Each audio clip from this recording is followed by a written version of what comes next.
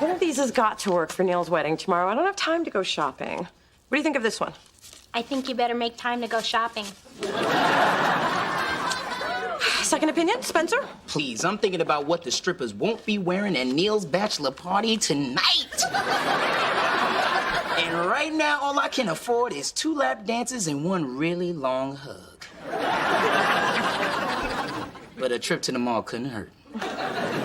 Well, Dee Dee, what are you wearing? Something tasteful but understated that won't outshine the bride. But I thought the Dee Dee rule was to always outshine the bride. Except when attending the wedding of an ex-boyfriend. My relationship with Neil was the most significant I've ever had, which is why I'm going, but with a few guidelines. Like no small talk with the groom could look suspicious. And I'll have to steer clear of all male attention, otherwise I could end up dating Neil's best friend, which means Neil could end up being the best man at my very own wedding, and then we're all a part of each other's lives forever. Ever think you have too much time on your hands? Well, Dee Dee, I dated Neil before you did, so do I have to follow these rules too?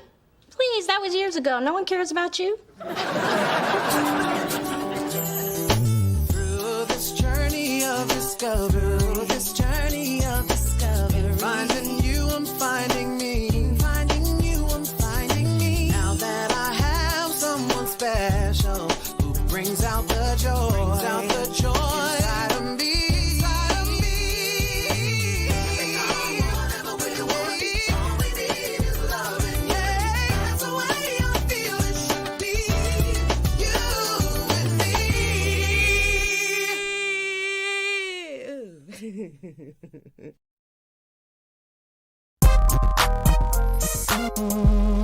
Okay, Ma, here are my earrings, but I really, really like these, so can you try not to lose them, suck them up in your vacuum, or let your cat swallow them? I promise. And Valentino is going to pass your sapphire hoops any day. You can keep them. So, whose funeral is this you're going to again? Bill Jones, man I dated after your father. Sweet man, died in his sleep. We should all be so lucky. I don't remember any men coming around then. Well, after my divorce, I went through a period I call the quiet years. Oh, like when you didn't date. Oh, I dated. I just chose to keep quiet about it. Remember your Uncle Henry? Well, you're old enough to know he wasn't no uncle. But he for damn sure was my daddy. Wow, you and Uncle Henry? Yeah, and then there was your fake Uncle Terry and your Uncle Booker. Ooh, Booker. What that man could do with... Ma? Can we go back to the quiet years?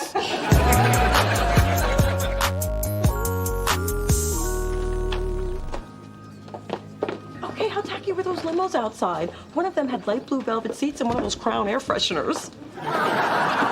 Neil and Janet worked very hard to plan this wedding. You shouldn't judge and poke fun.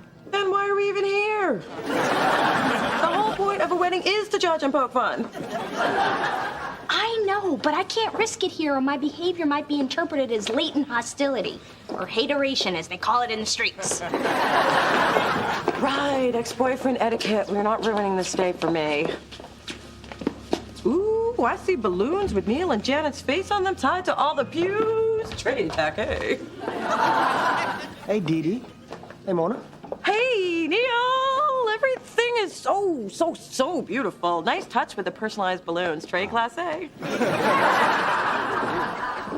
Congratulations, Neil. So happy to be here to share in your special day. I was hoping you'd come. Well, we are still friends. Hey! Hey, Beth. Do y'all have to shout like that? I see you're still feeling the effects of the bachelor party. Why do you say that? Because you missed 3 buttons and you got glitter on your nose? What did you get into last night? He brought his own chocolate sprinkles. Hey! What happens at the bachelor party stays at the bachelor party. Just so you're prepared, that stripper you were showing special attention to is here. She's play cousins with one of my groomsmen. Tangerine's here? She probably won't recognize me anyway. She must see hundreds of ripped abs every week. What's up, Sprinkles? Tangerine! Hey, how you doing, buddy? Actually, it's Susan when I'm off the clock, but I'm glad you recognized me. Most men only remember me from the neck down. Listen, I just want to say thanks for the generous tip you gave me. I'm gonna save you a dance at the reception. Not that kind of dance. You gave a generous tip. Even I've never seen you that drunk. Damn, I gave that girl a $100 bill. Man, that's the last time I let some chick spank me with... It's just the last time, that's all. Love to stay and laugh at you, but it's about that time. See you guys at the reception? There's no open bar, but there's a really cool fruit punch fountain.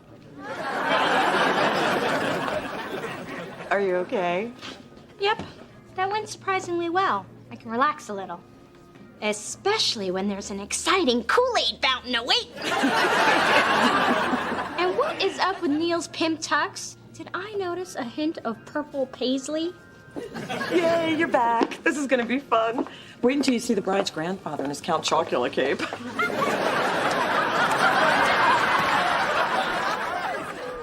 He was so young, such a beautiful man. How did you know, Bill? I didn't. I worked for the funeral home. I did his makeup for the wake. I was going for a vibrant look. What did you think? Did I over foundation? No, I thought he looked very lively. You're too kind. And a bit blotchy, if you don't mind my candor. Here's my card. I do wonders with the undead, too. Must be Bill's widow. Excuse me. I am so sorry for your loss. Yes? What are you doing here? What are you doing here? Bill and I were close. William and I were extremely close. You dated him too? If it makes you feel any better, this happens at least twice a week. Oh, your makeup. Flawless. Call me. Hurry up, Dee Dee. I don't want to miss the wedding. How often does one tiny person need to apply lipstick? It depends. With a proper lining and layering technique, I can usually go about 3 hours. With gloss, sometimes 4. So on average, I usually need to reapply within 3.5 hours, give or take 10 minutes, all weather conditions being equal. Okay, by now they're honeymooning in Jamaica. I'm fine. I just need a minute. And some calamine lotion. Go. On second thought, just grab the scotch from my grandmother's purse. Janet, I know. Let's introduce ourselves. Yes. Hi. We just wanted to say how happy we are to be here and that everything is truly perfect. Thank you. Do I know you? I'm Dee Dee Thorne, and this is my sister Mona. We're old friends of Neil's, but I'm sure you want to be alone right now, so okay then. Bye-bye. Come on. So nice to meet you. Neil's never mentioned either of you. Really? Yep. Dee Dee, step away from the bride. Dee Dee Thorne, law student, fabulous apartment, 11% body fat. Nope. That's a yep and a nope. Let's go. Wow. That is so strange that he wouldn't mention me. Why is it so strange? It's just that I was his last girlfriend before he met you. Neil didn't tell me he was inviting exes to our wedding. Where's that scotch? But hey, he's totally in love with you now. He went on and on about how great you were when he came to see Dee Dee at Christmas. He came to see you at Christmas? He told me he was working. Well, nice to meet you. Yeah, happy wedding day. Love the dress.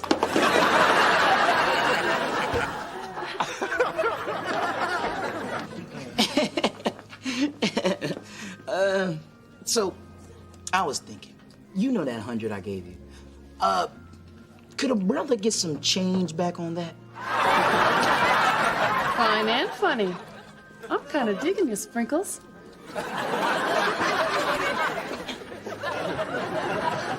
Neil loves you, Janet. He told Dee Dee so at Christmas. What the heck was that?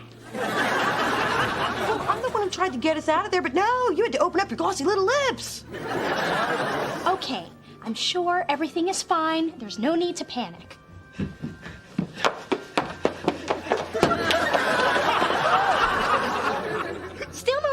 panic. She's just getting some air. She'll be back. And I'm never coming back!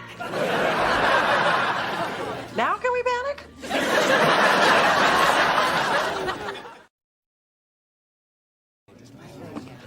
Why would Janet run out on our wedding day? No idea. Not a clue. Because women are tricky. They draw you in with their thongs and pasties, and when they've got you right where they want you, bam! You're left with empty pockets and a face full of whipped cream. This is so humiliating. Why didn't she just tell me she was having second thoughts? No idea. Not a clue. Hey, I just heard there were 2 girls in the bathroom with Janet right before she ran out. Maybe they know something. Why don't we go find them? Good idea. Nice detective work, stripper girl.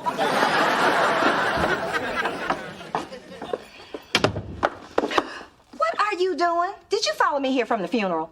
You weren't hard to miss in that jalopy of yours. I simply followed the sparks from your sagging muffler. Speaking of sagging, I have one word for you. Underwire. Doesn't it bother you that we have yet another man in common besides Charles? I mean, 1 is a fluke, 2 is a pattern. You dated Bill before you were married. I dated him years later. Small world. Stranger things have happened. So don't you find it highly coincidental, uncanny, and extremely disturbing? I find you disturbing. Don't you need to get something lifted, tucked, or sucked out? I intend to get to the bottom of this odd connection. I mean, what qualities do men see in me that they also see in you? I mean, we're so different. I'm refined and sophisticated, worldly, and you're just... About to give you a beat down if you finish that sentence. See? So different. You need to stop obsessing and go home. I am not obsessing. I'm happy to let it go. Wait! I am not done with you. I have got questions to eat. Do you feel bad we didn't tell Neil about what happened with Janet? Why do you think I'm eating wedding cake without chewing?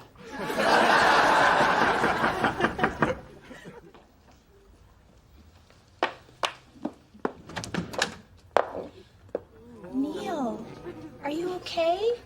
No. Hey, Mona. Neil, what are you doing here? I just wanted to be somewhere where people weren't asking me a million questions about Janet. Have you seen her? Did she say anything? What do you know? Maybe I came to the wrong place. No, don't be silly. You can hide out here as long as you'd like. Dee Dee, can I talk to you privately? Sure. Relax. Have some cake. Is this a bad idea? Help yourself to some snacks in the kitchen. Okay. Okay.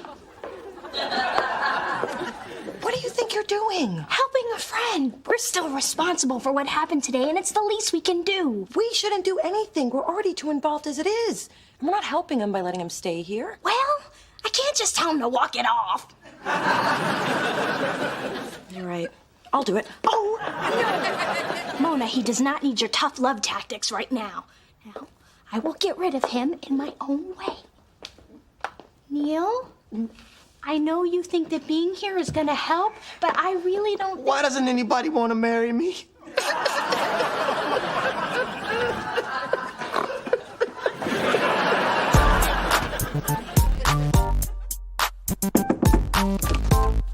Hello, hello. Big Dee Dee, hey. Dee Dee's not here. Good, because I stopped by to see you. I was in the neighborhood picking up your father's hair pomade. They don't sell it on our side of town. So, what do you want? Can I stepmom just drop by? You know, for friendly. Okay, I need information about your mother. What kind of information? Is there anything on God's green earth that we might possibly have in common? I mean, if you can think of anything, it'll just free my mind and save me from my night terrors. Well, you're both strong-willed, determined, meddling, overprotective, somewhat selfish, maybe insane to a certain degree. But loving mothers nonetheless. Hey, do you know I never realized just how alike you two are?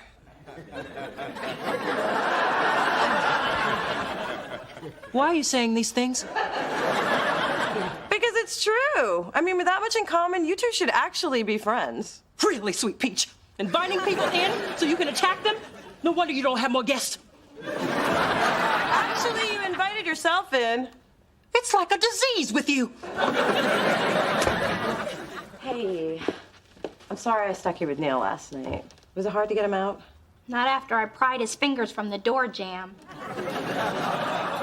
I'm telling you, Mona, turning Neil away was one of the hardest things I've ever done, including telling my mom she was too old to wear pants with juicy across the butt.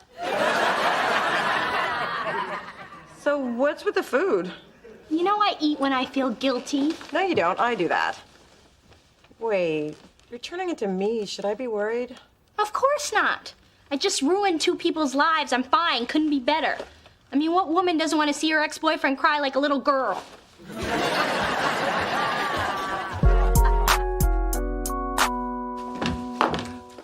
So, found anything else we have in common aside from the men we slept with? Not a thing. Seems I was mistaken. Toodles. I know one thing we have in common. We're both very close to our daughters, who tell us everything. So you spoken with Mona then? I knew she couldn't keep her mouth shut. She gets it from you. She thinks we should try to be friends. She told me the very same. You know, maybe she's right. I mean, yeah, we could try by saying something nice to each other. Okay. You first. All right. Big Dee, I think you're a very good mother. And I you.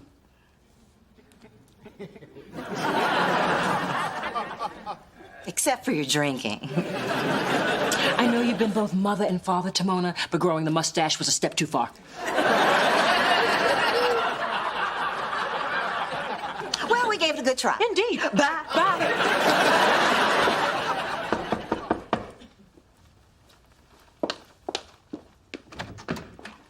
I was worried about you, so I brought you a surprise. Mona, I'm not really feeling up to... Hi, Dee Dee.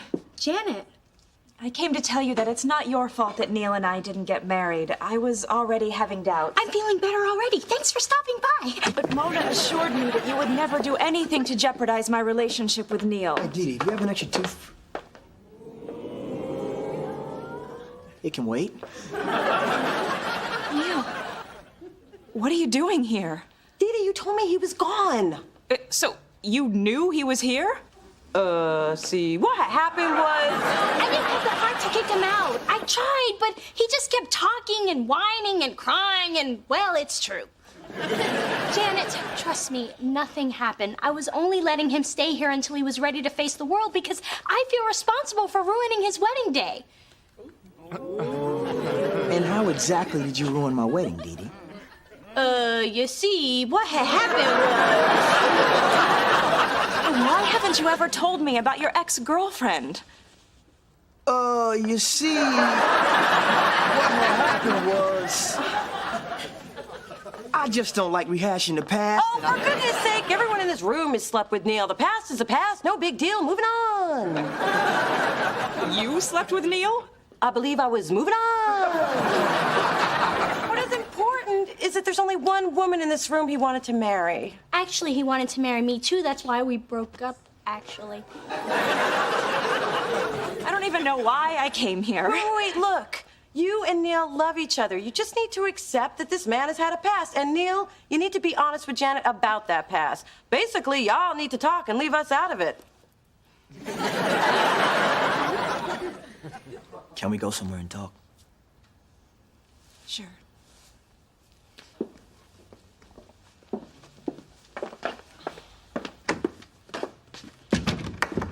Can you believe that? Yeah. He didn't even say thank you. That ungrateful Negro sat on my couch crying, eating up all my food for 2 days. He better not never show up in here. Dee Dee, thanks for everything. Oh, don't mention it.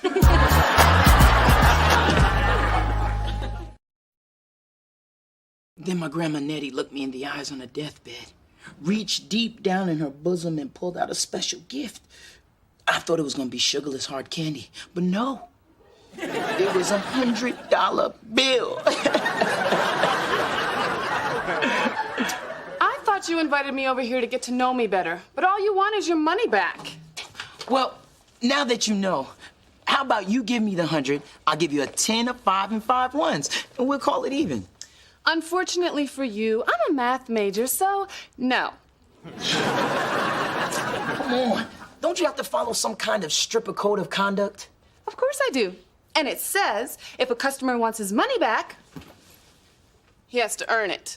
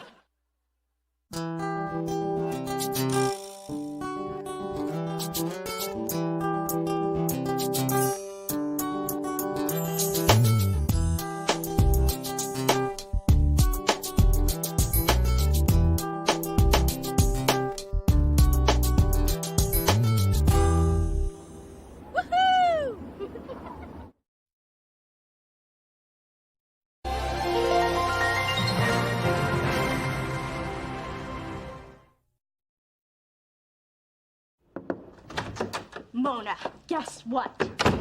I just scored tickets to the sold-out Mother's Day gospel brunch at Bayou. It is the perfect Mother's Day plan. Not necessarily. You have not heard my plans. Which are? Well, since last year was a bit expensive and a bit of a disaster, I was thinking, is it really Mother's Day already? That's what I thought, which is why I got you and your mom tickets, too. That was nice of you, Dee Dee. Well, you followed us last year. I figured you two tag-alongs might as well go with us this year. An insult wrapped as a gift. I'll take it. So, I've got the limo picking us up at 11:30 on Sunday. Oh, and what's your mom's favorite color? I want to buy her a blouse. Purple, but why are you getting my mom something? Well, Phyllis and I have gotten closer this year, and I want to do something nice for her. So this means I have to get a present for your mom? Of course not. Although a thoughtful person would. Through this journey of discovery, finding you, I'm finding me. Finding you, I'm finding me. Now that I have someone special who brings out the joy, inside of me.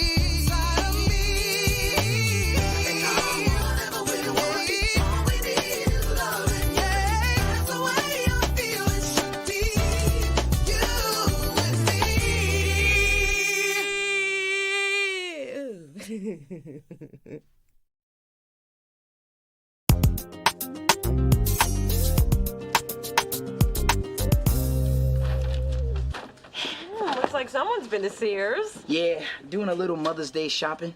They got some cool stuff there. I got her a necklace, a hat for church, and a leaf blower. Wow, your mom's gonna love all that. I hope so.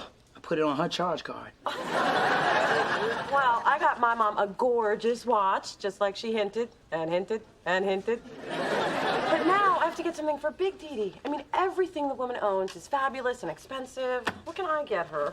How about something ugly and cheap? Already checked that catalog, but got your birthday present, though. Maybe you should try the grab room. You know where we put all that cool stuff from video shoots we can't return? I didn't know we had a room like that. That's why I got these Prada shoes. New, fine, in size 9. I thought you were a 12. I am.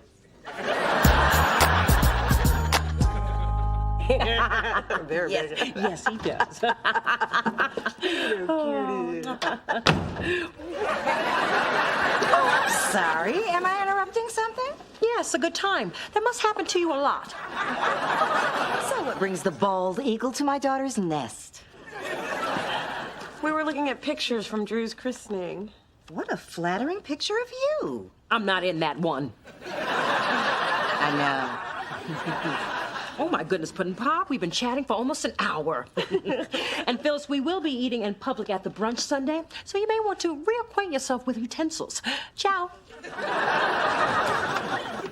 What was she doing here for a whole hour? I guess we just lost track of time. Whatever. Here's your photo. You know, I'm gonna do something very un-Mona and put this in a frame before I do something very Mona and spill coffee on it. How is work? Oh, a couple of neuroses and obsessive compulsive. Nothing that a year with me and a boatload of Xanax can't cure.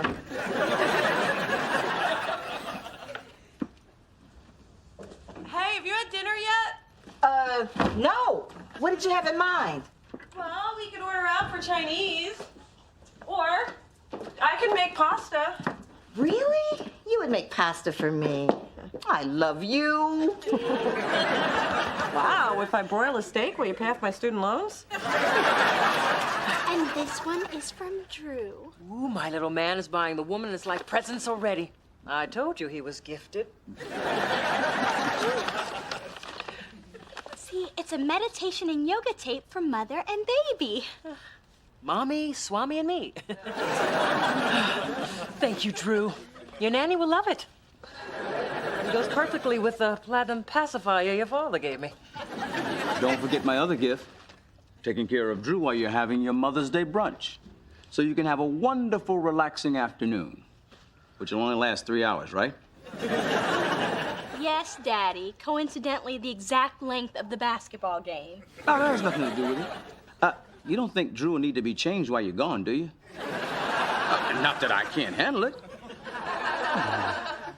And now it's time for my gift. Ooh, you always give the best Mother's Day presents. Although, I don't know how you're gonna top that time you got us those matching ski outfits for Aspen. Well, you're going to love this even more. Oh, look at that. It's a jogging stroller. Now you and Drew can go running in the park. Look, there's even a place for his diaper bag and his bottle. Well, a useful gift. You do like it, right?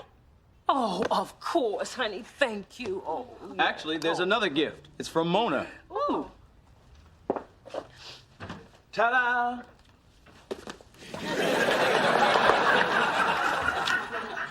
This is genuine Louis Vuitton.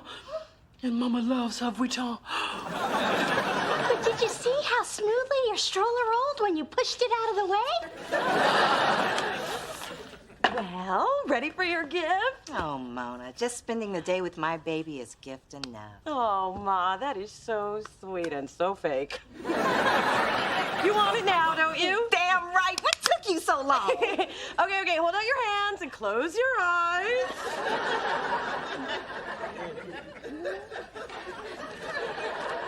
Happy Mother's Day! What's this?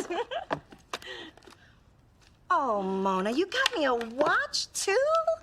Two? What else did you think I was giving you? Oh. Honeybee, thank you so much for my luggage. Oh. Her luggage? Yes, Mona, it's a big hit. She can't stop talking about it. It is the best Mother's Day present ever. Come here, baby. Come on.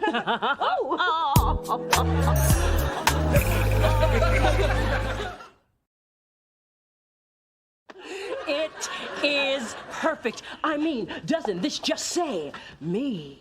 Yes, it's oversized and leathery. Gee, Mom, it's just a suitcase. Whoop-de-freaking-do. Dee Dee, don't be rude. Your sister obviously put a lot of thought into what I would like for Mother's Day. Now, if you'll excuse me, I'm going to see how many Gucci's fit in the padded shoe cozy. Oh! Wow, Mona, that was so ultra thoughtful of you to get that present for my mother, especially after you said you weren't planning on getting her anything. What is her problem? Why does that woman have my luggage? What is your problem? That luggage was mine. Yours? Why would you think that? Because it's the type of gift a loving daughter would give her mother. And I found it in your closet. What were you doing in my closet? Well, being the good, luggage-deserving mother that I am, I was cleaning up your mess. Well, excuse me, but it wasn't for you. And what do you want with luggage anyway? You don't even travel. I would if I had that fancy luggage. Hey, you said you wanted a watch. Usually when someone says, I want a watch, they mean, I want a watch. So silly me, I got you a watch. I would call that being thoughtful. Well, sometimes it's not the thought that counts. It's the gift. Phyllis, I'm sorry. I forgot to give you your Mother's Day gift. It must have gotten lost in all the luggage hoopla. Oh, Dee Dee, look at these diamonds. This is beautiful. This is the best Mother's Day present ever. Thank you. You're welcome. I'll see you when the limo gets here. Oh, Phyllis, sit by me. I don't believe that. She said she was only giving you a blouse. Oh, Mona, don't hate.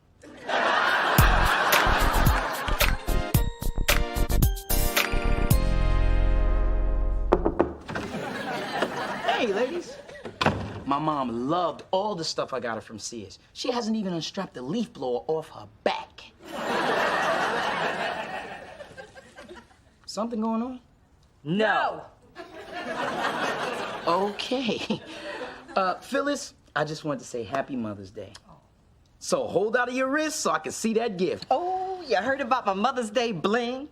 Isn't it sparkly? Dang, Mona. That is nice. Way better than a watch. Shut up, Spencer. Don't you tell Spencer to shut up. Don't tell me not to tell Spencer to shut up. Shut up, Spencer. Glad to see nothing's going on.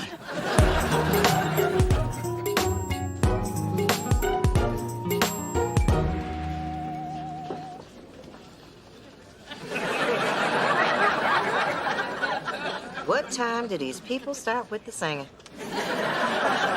I don't know. Maybe somebody should check their new watch. Dee Dee, did I tell you how much I love my bracelet? Yes, 5 times. Once for every time you lumbered back up to the buffet.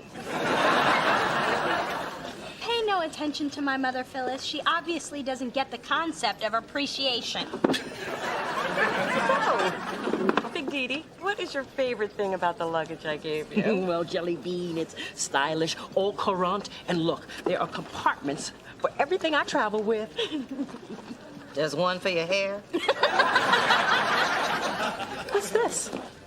Super Fly Girl? Oh, that's the other gift I gave you. I mean, 'cause you're a super fly girl type lady. Why does it have sweat stains? Well, it was locked in the suitcase. It got hot. I knew there was something fishy about that luggage. Where did you really get it, Mona? All right, I got it at work. They had some stuff left over from a video shoot. But if it helps, those are celebrity sweat stains. You gave me used luggage? I don't do leftovers. Sure you do. His name is Charles. You mean I gave your mother my bracelet for nothing? What do you mean your bracelet? Oh, I knew I recognized that. That's the one Neil gave you. That's not true. I gave that one to my personal trainer. I got this one from a guy I dated in college. I think his name was Carlos. I mean, you have a drawer full of ex-boyfriend jewelry? 2 drawers. Well, Phyllis, it looks like you and I have been re-gifted. It sure does. Oh. Happy Mother's Day, everyone. Today we celebrate the special bond between mother and child. A bond of love, respect, and gratitude. Yeah, right. Who feels the Mother's Day spirit? I said, who feels the Mother's Day spirit? Get that thing out of my face. Thanks for inviting me to watch the game with you, Mr. Thorne. Well, since you came up here and started eating up all my snacks and propped yourself on the couch, I figured it was the right thing to do. You know, it's good hanging with the Thorne guys for a change. But why aren't we at your place watching it on one of your giant plasma TVs? Yeah. Housekeeper switched everything to Spanish, and I haven't figured out how to switch it back. Can I ask you something? How do you handle being around women all the time? I mean, they're always at each other. Chester, when you spend the last 30 years surrounded by females, you learn to tune out all that chatter. It just becomes a lot of wah, wah, wah, wah, wah, wah, wah, wah, wah. Ain't that right, Drew? That's my boy. I like seeing you hang with Drew, Mr. T. Makes me think about my dad, even though I don't remember that much about him. Except that one time at the zoo. We saw this baboon with the funniest face, so I fed him some Twizzlers.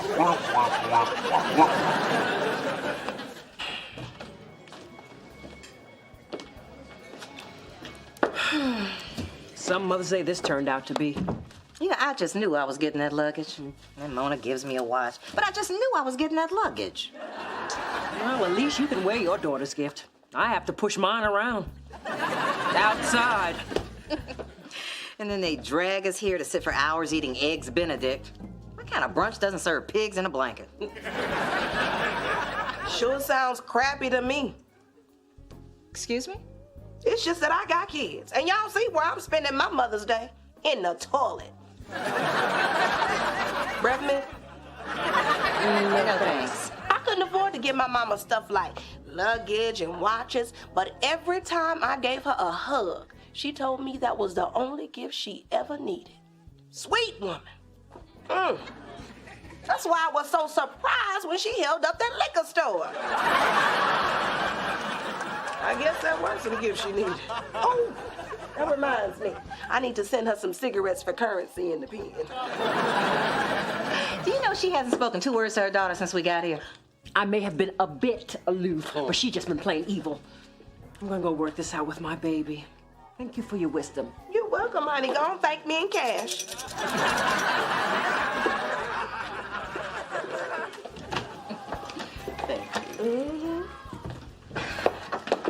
I'll use the men's room. Mona, thanks for the watch. What? And the brunch. And for being such a wonderful daughter. How many mimosas have you had? 1 minute you're giving me all this grief about some stupid luggage, and now you're getting all seventh heaven on me? I'm just not all that comfortable with you spending so much time with the Dee-Dees. I mean, I come over to my daughter's apartment, and I find Big Dee-Dee laughing and talking with my daughter. Then you give her that fabulous present. I just feel like I'm losing you. Ma, you couldn't shake me if you wanted to. You and I have a relationship that a lot of mothers and daughters go a lifetime without. So stop trying to mess it up with all this insecure mumbo jumbo. Hey, I'm the mother. Don't tell me what to do. Even if you do know just what to say. See, that's what Mother's Day is supposed to be about. I'm gonna go call my mama and tell her. Y'all watching my stuff, would you? And I do know exactly how much money is in my tip jar.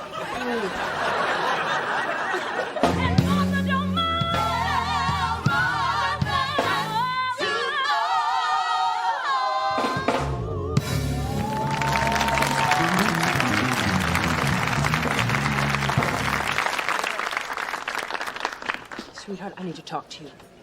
I'm sorry, are you addressing me or your luggage? Dee, I want to apologize for my terrible behavior. Really?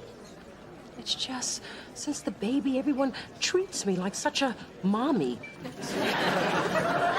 Now I don't know if you see me as your friend or as your out-of-shape mother. Oh, I see you as both. Wait, that didn't come out right. I guess if there's one person I counted on not to treat me like a mother was my daughter. Mom, I will always see you as that fantastic, fabulous woman that you are. Just because I gave you a stroller, it doesn't change that. Oh, thank God. But now I know how you feel. So, next Saturday, let's spend the day getting pampered and then have high tea at the Fairmont. Oh, honey, sounds perfect. Oh, thank you. But you know, all of this could have been avoided if you just told me what you really want. Oh, dear, you know I'm not one to make a fuss. This will be everlasting love. This will be the one I've waited for. This will be the first time anyone has loved me. Yeah, I'm so glad he found it time. I'm so glad that he rectified my mind. This will be an everlasting love for me. Oh, yeah. Loving you is some kind of wonderful. So, is everybody okay now? Almost. Mona, I'm sorry I flipped out about your gift. We're cool after we make a little stop at your boyfriend's drawer. Speaking of gifts, if you don't want yours, I'd be happy to take it. Of course, Phyllis, you're welcome to the baby stroller. You can push your cats in it. Yes, it will, yeah, yeah. You put a lot of sunshine into my life. You fill me with happiness I never knew. You gave me more joy than I ever dreamed of. And no one can take the place of you. This will be you and me. Yes, sir.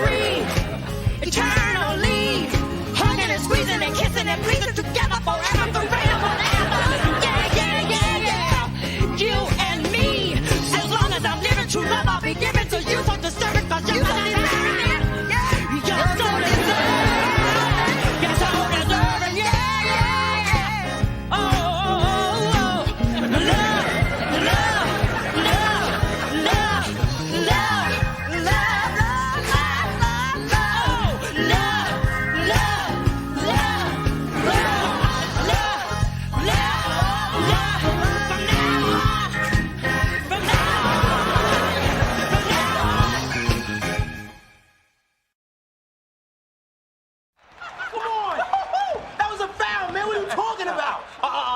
No. Stop crying. Boom, shakalaka, laka, laka, laka, laka, laka. You smell something? Yeah, I do.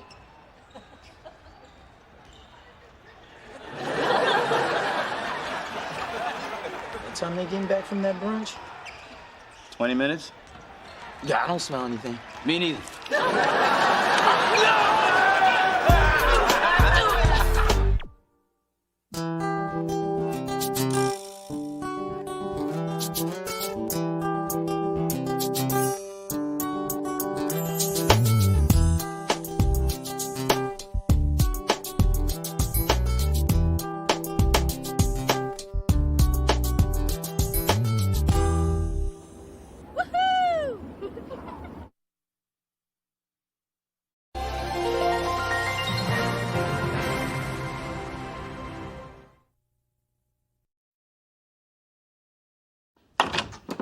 Okay, I've done some research on breakup recovery.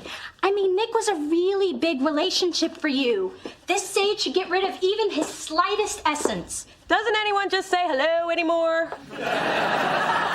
Mona, it is only natural that you would come crashing down into a million broken, sad little pathetic pieces. That's why we're doing this. The first stage is the purge.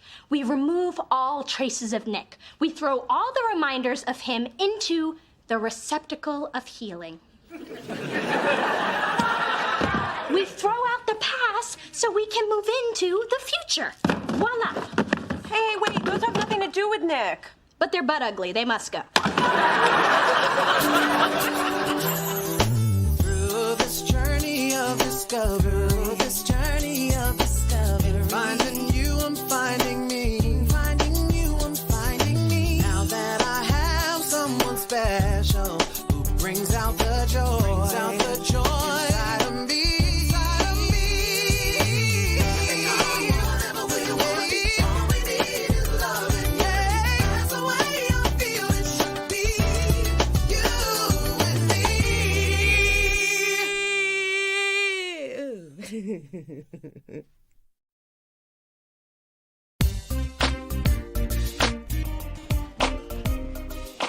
Hey. Oh, God, not you two. I broke up with my boyfriend. Why is everyone treating me like I have 2 weeks to live? Well, that's a relief, because all I had left was a hug and a pity pat. Well, I could use a hug. Nah, and I'll take the pity pat. I've had a really tough morning. Actually, make it more of a pity smack. And don't hold back. Man, did you get anything out of that sexual harassment seminar? Yeah, 3 dates with the moderator. You know what? You need to get away. Take your mind off things. How about we take one of our road trips?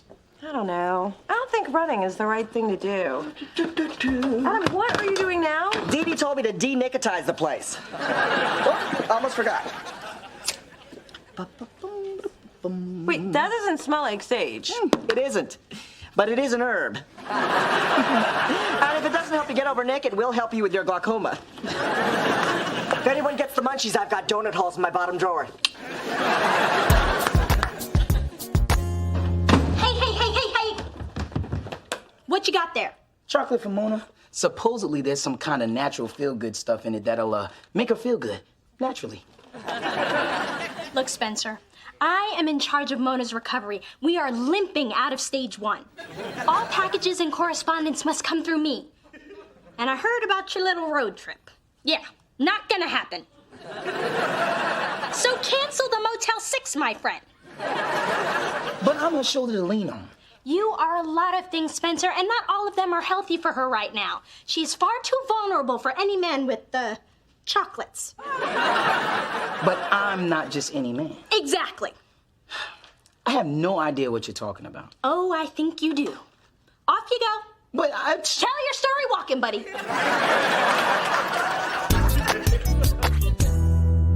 Move it! Keep up the pace! Mona, this is the perfect activity to take your mind off of Nick or anyone else. Don't you feel exhilarated? Yes. If by exhilarated, you mean exhausted, nauseous, and 3 jumps away from total renal failure.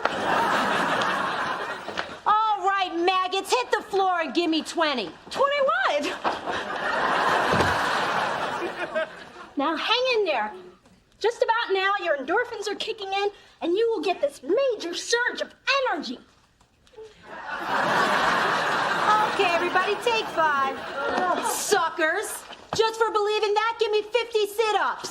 Let's go.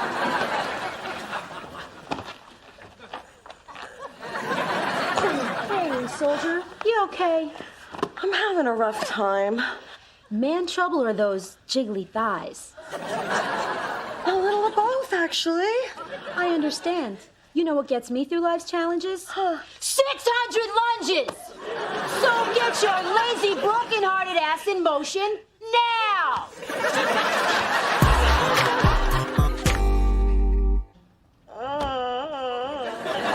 See, I told you you'd make it home. There was no need for a medevac. Just fire up your jacuzzi, get me a double appletini with a morphine chaser. Hello, girls. Hello. Dee, your father and I just found the perfect restaurant to celebrate your landing that big internship. L'Auberge. It's trendy, it's chic. It's overpriced, it's pretentious. Like I said, it's perfect. You didn't have to go to all that trouble just to celebrate my amazing achievement. Of course, you're invited, Sponge Cake. And tell Chester he can come too. I'll be there, assuming I can move. We just got back from Beverly's boot camp. I love that place. Beverly used to kick my butt, but now it sits up so high, she can't reach it.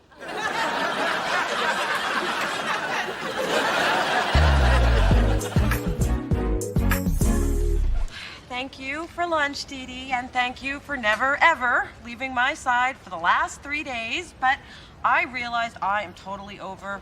What's his name? See? I'm healed. See ya.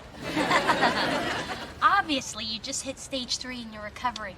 Denial. You're right. I am in denial, but now that I've admitted it, I'm no longer in it. See ya. Oh, is that your mom? With a man? Think it's her mystery guy? Hey, Ma. Didn't expect to see you here, and you're with someone. Aren't you going to introduce me? To who? I think you already know, Dee Dee. I think we've been busted, baby. Hi, I'm Ray Will. Hi, Ray. I'm Mona, the daughter she's trying desperately to hide you from. She doesn't look like she jinxed our relationship. A table just became available. Thank you. Well, Ray, since we are never going to get it out of her, how did you two meet? On the radio. I do a morning spot on K-Funk. It's time to swing and sway on K-Funk Radio. Yeah. Oh, I listen to you all the time. The only way to begin your day is with a big old dose of Funky Ray. Yeah. So the way we met was your mom called in one day about a traffic slowdown. Yeah, I was Tipster Phyllis. He liked my voice. I loved his voice. Anyway, he called me back after his shift was over to see how the rest of my drive went. I told him it would have been better if he had been riding shotgun. And I have ever since. Yeah. Hey, you know, my mom and dad are hosting a dinner tomorrow night at L'Auberge. Actually, it's for me. I got this really impressive internship right. Anyway, why don't you two join us? Well, I guess it is time to show Big Dee Dee my man is real. And you'll see it's true. You can rest a drink on my ex-husband's head. Ah, look forward to it. So, your mama caught a good one. Now, if my cat's like him, he's a keeper. Meow.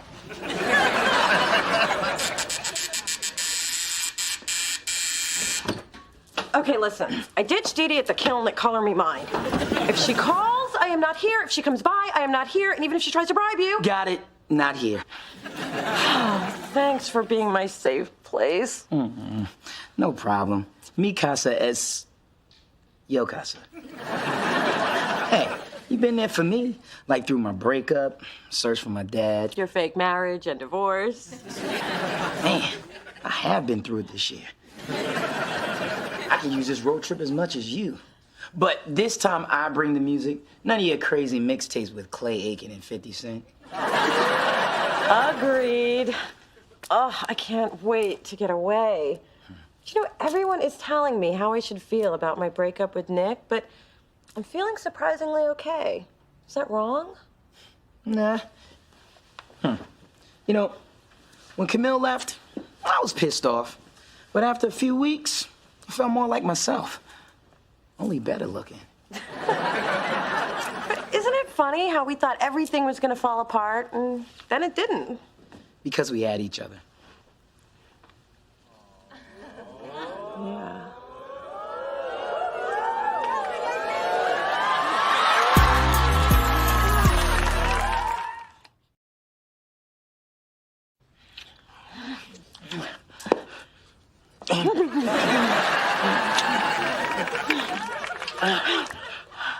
Why did you do that?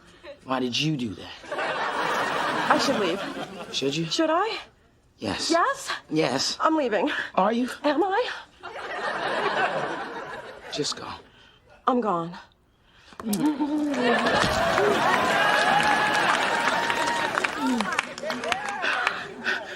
See? If you were going, that wouldn't have happened. I know. That's why I stayed. Which is why I have to go now. I'd believe you more if you weren't still here.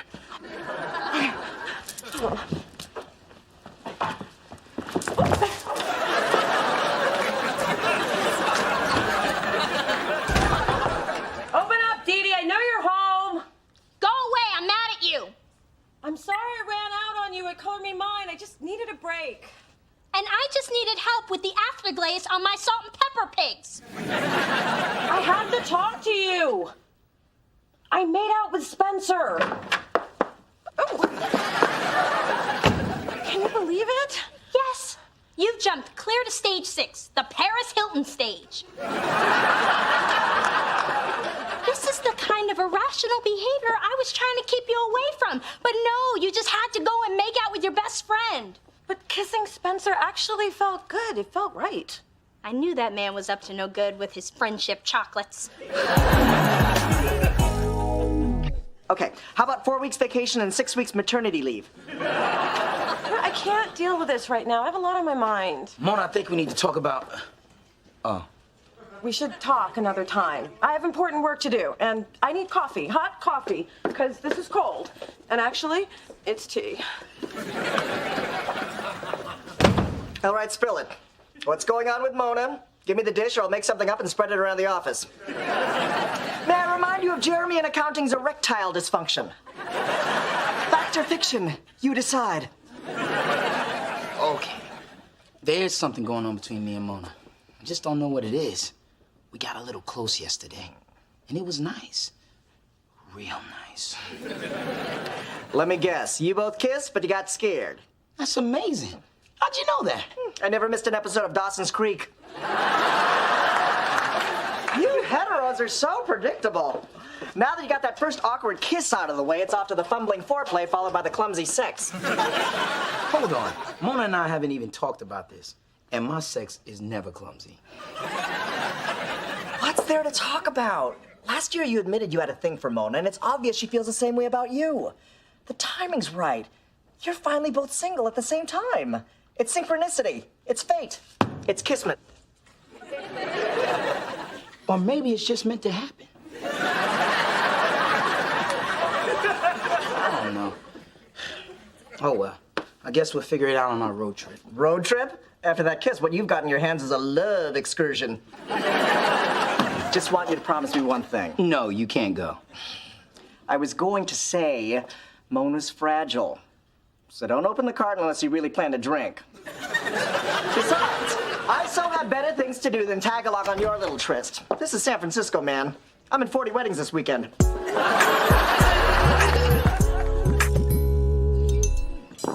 I'd like to propose a toast. To Dee Dee, may your internship be the first step on your ladder to success. I'm proud of you, baby. Me too. Here. Actually, we have another thing to celebrate. Phyllis attracting a man who's bold enough to be seen with her. So you're Funky Ray Wills. Yeah. You know, I used to DJ some joints in college. No kidding. And by DJ, he means putting on earmuffs and talking to a hairbrush in my dorm room. Well, that's how I got my start. Except I used a hair pick. I did have hair once, y'all. You know, I was actually actually pulling my hair out trying to get this internship, which I got. Here's to me. Ray, it must be so cool to have a job where you only have to work 4 hours a day. Actually, it's a little bit more than that, but it is nice. Real nice. But I enjoy my free time, especially since Phyllis and I are getting serious. What do you mean by serious? Well, I was gonna tell you. I made the cats give up a closet for him. I mean, they destroyed my good ponytail and sprayed my shoes in retaliation. But it was worth it. Mm-hmm. In fact, we're thinking about moving in together. That's right, we are. You are? What about all those lectures you used to give me about living in sin? Honey, at my age, 4 good days, you calling U-Haul. Well, I think it's great. Congratulations. Thanks. Man, you have no idea what you're in for. But it'll take some of the edge off her and some of the heat off me. Best of luck. Phyllis, I usually frown upon premarital cohabitation, but it's clear God approves. And how would you know what God approves? Because a man moving in with you is a miracle only the Lord could make happen. You're right, baby. That is not the happy woman. And speaking of miracles, can you believe I was picked out of 1,500 applicants for the internship? So, Ray. Yeah. Are you from the Bay Area? I was born and raised in New York, man. That's where I'm from. No kidding. My dad had a plumbing shop on Route 110. I think he wanted me to take over the business, but I had dreams of being a great saxophone player. In fact, it was music that brought me to the Bay Area. You know, everybody has dreams, but not everyone acts on them. That's cool. Yeah, it was for a while, but it cost me my first marriage. But my biggest regret in life is losing contact with my son. I tried to find him for years. I finally gave up. And speaking of giving up, I never did, which is why I got the internship. Ooh, speech time. I'll be right back. What's that about? They better be getting my really big gift. Are you okay? Not sure. Me neither. You know, the other day when well, it's just weird sitting next to you knowing we're thinking the same thing. I think Ray's my dad. Wow, I wasn't even close. Spencer, how did you come up with that? He's just saying a lot of things that sound way too familiar. I just have this feeling in my gut. Well, there's a lot of times when we don't follow up on those feelings. Maybe this time you should. Ray, mind if I ask you a few questions? As long as you ain't no cop, ask away. Okay. Is Wills your real last name? No, actually, I shortened it. About 10 years ago when I moved to the Bay Area, there was already a Ray Williams on the radio. Were your parents, Evelyn and Michael, was your first wife named Tanya, and is that scar on the back of your head from when she hit you with a bicentennial plate? How the hell you know that? So it's true. You're my father. Oh, my. That, I admit that you know things about me that you probably couldn't have Googled, but there's no way that I could be your father. My son's name is Andre. Andre is my real first name. It is? I thought it was Chester.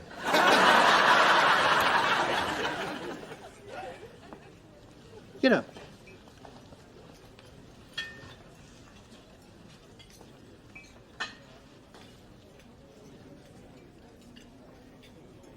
My God, you are my son.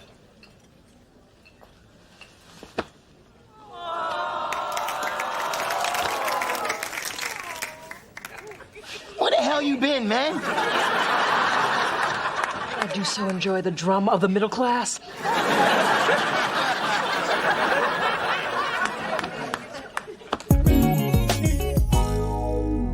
Ray Spencer is a wonderful young man. In fact, I've always loved him like a son. But from now on, he can hit you up for gas money. I can't believe my dad is Funky Ray. Well, that's only since I've been at K-Funk. Before that, let's see, I was Sunshine Ray, Sugar Ray, and for a brief but humiliating moment there, I was Right On Ray. So, pretty big night for you, huh? Yeah, So, I was thinking yeah. I was thinking too. about our road trip. Maybe this isn't the best time for one. Yeah. Guess our timing's a little off. Guess so. You really should spend some time getting to know your father. You should know more about him than how he got the scar on the back of his head. Yeah, I got a lot of questions to ask him about the day he left. He really put a damper on the Christmas of '82. Thanks for understanding. And Mona, I really hope we could take that trip someday.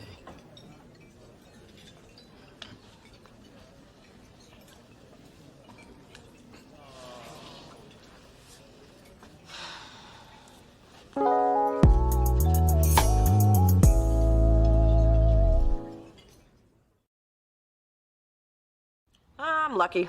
Most people's lives are filled with emotional highs and lows. Mine, on the other hand, sucks with comforting regularity. Congratulations. You've just reached stage 8, putting on a brave face. Well, maybe it's just fate's way of saying I shouldn't get involved with my best friend. Look, Mona, your relationship with Spencer's had so many twists and turns. If I were you, I'd hang on. I don't think this roller coaster ride is over. Great. With my luck, I'll get stuck upside down at the top of the loop.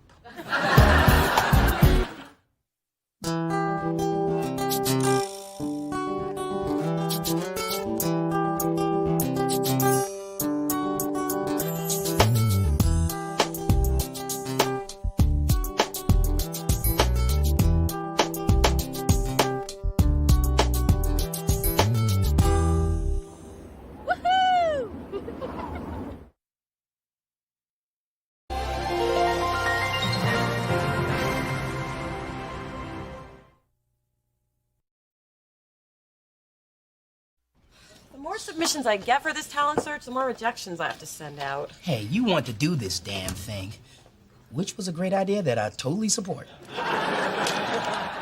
Good save. Just never knew I'd have to crush so many people's dreams. Nobody's had any trouble crushing mine. I've tried to be a survivor, a big brother, and America's Next Top Model. Watch me strut. Chicoo, chicoo, chicoo, chicoo, chicoo, chicoo. Stranger. I'll do the rejection letters, Mona. You know, I've had a lot of experience letting the ladies down easy. Oh, please. You've had your tire slashed and your phone cut off twice. That just taught me to park inside and never date a sister from the phone company. Through this journey of discovery, finding you, I'm finding me. Finding you, I'm finding me. Now that I have someone special who brings out the joy, inside of me.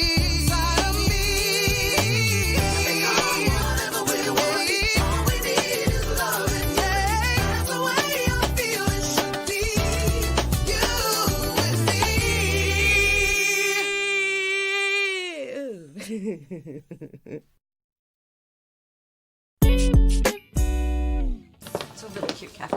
Ah, that's cute. You have identical Gucci purses. Oh, trust me, they're not identical. My Gucci's spelled with 2 O's. Oh, at least yours matches your shoes. I don't know what I was thinking. And if it makes you feel any better, this costs so much, my only other purse is a paper bag. Oh, I forgot my phone. I'll be right back. Thanks for complimenting our Mona. She doesn't get that much.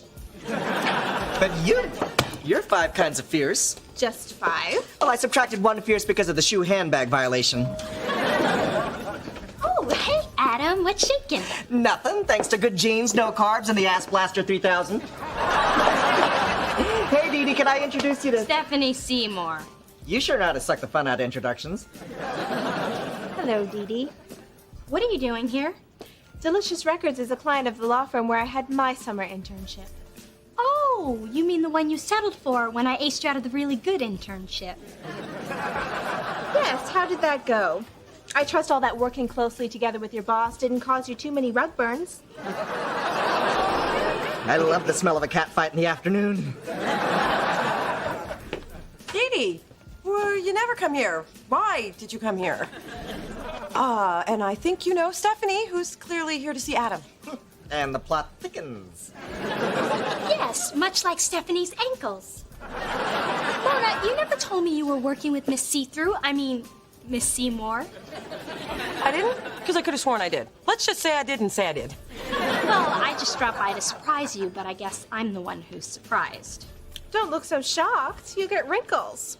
And without your looks, where would you be? Still at the head of our law class helping the slower students. You should give me a call. Mona, I just came by to take you out for a drink. Oh, that is so sweet. I'd love to. Great. But I already have plans. With Stephanie. How does that make you feel? I'm sorry, Dee Dee, but it is work-related. Otherwise, you know I would never turn down free appletinis. No problemo. We'll do it another time. You two go and enjoy yourselves. Thank you for understanding. Looks like you'll be drinking alone. But I guess you're used to that.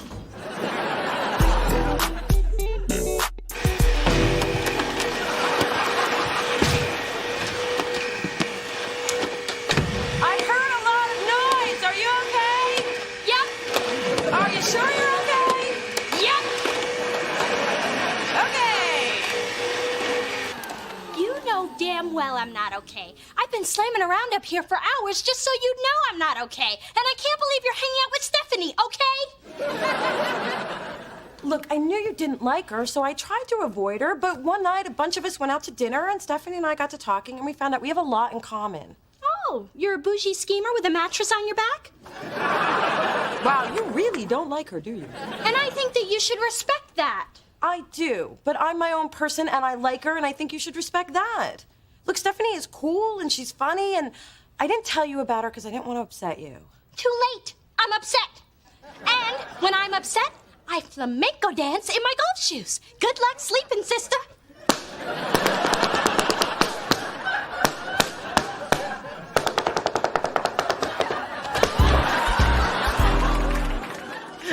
Everybody, gather around. You gotta see the worst audition tape ever made.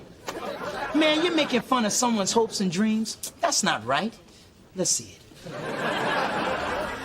Okay, his name is Marlon, and he's so bad, it's wrong. When you wish upon a star, your dream will take you very far, oh yeah. Oh, and when you wish upon a dream, life ain't what it always seems. He's getting a rejection letter, right?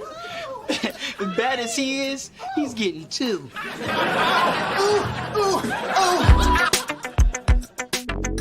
Then Dee Dee implied that I shouldn't see Stephanie anymore. Crazy, huh? Crazy that you're a traitor. She's your sister, your blood. Her enemy should be yours and vice versa. I disagree. I should like or dislike people based on my own relationship with them. Mona Thorne, I thought I raised you better than that. Love means hating who your loved ones hate. You really believe that? If I didn't, I wouldn't have had it embroidered on a throw pillow. And while we're on the subject, here's a list of the people I hate. Memorize it so you can hate them too. I'm surprised it fit in your purse. I use a small font. You rang? Yes, I need your help. Finally. Okay, first we toss out all your clothes. Better yet, let's burn them. And then I'll take a shopping. Okay, this isn't about my wardrobe. Really? You sure? Yes. Look, I need you to make a reservation at the Fairmont tomorrow. I'm going to invite Stephanie and Dee Dee to high tea. Really? You sure? Yes, I'm not going to let either of them know that the other is coming. This way, maybe we can all get together and stop all the hating. How sneaky. How clever. How can I get invited? I'm Asian, I love tea. And I'm gay, I love drama. Well, I guess it might help to have you there to take some of the focus off me. I can't wait to see those two go at it. Hey. I mean, shake hands, smile, and hug. Hey, I'm looking for Mona Thorne. Oh, do you have an appointment? Hey, you're the guy from the tape. Marlon Struthers, right? Didn't you get either of our rejection letters? Well, yeah. See, that videotape didn't do me no justice. See, in person, I pop, okay? Now, everybody gather around. Now, I'm gonna need a mic stand and somebody to work the lights. All right? Oh, yeah, you can work the chorus, son. Okay, right. Check this note. Marlon, you seem like a decent guy, so I'm gonna be straight with you. We received thousands of submissions. Some of them good, some of them... Yours? What he means is, competition is tough. At least you gave it a shot, but truth is, you're just not what we're looking for. Thanks for keeping it real with me. So what you want me to sing? How about here? In here? Yeah. Okay. And right. Go. I know. Hey, girl,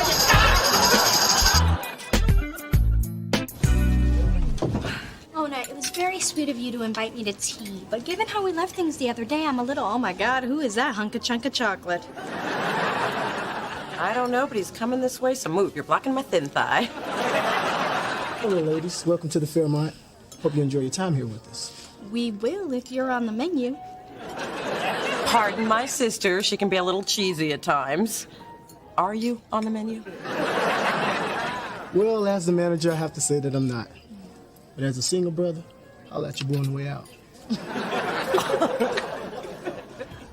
Hey, girls. Did you peep that hunk of chunk of chocolate?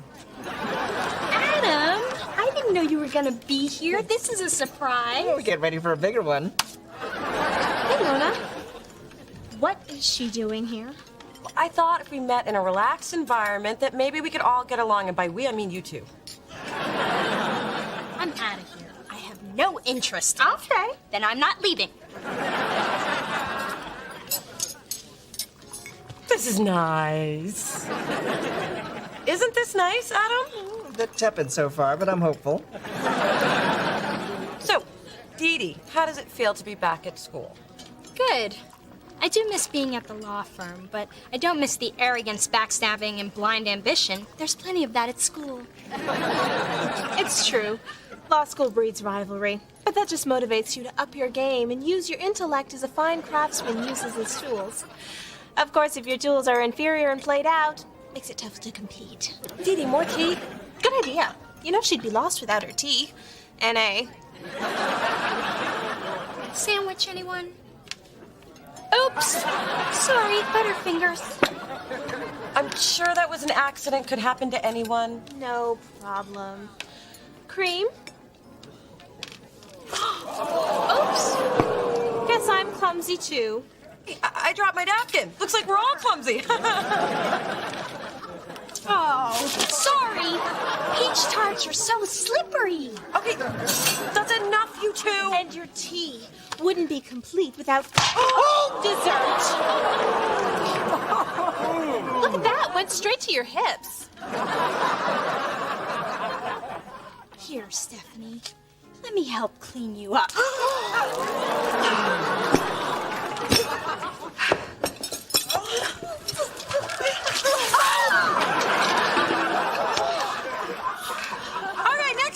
Keep the peace. I'm bringing a towel.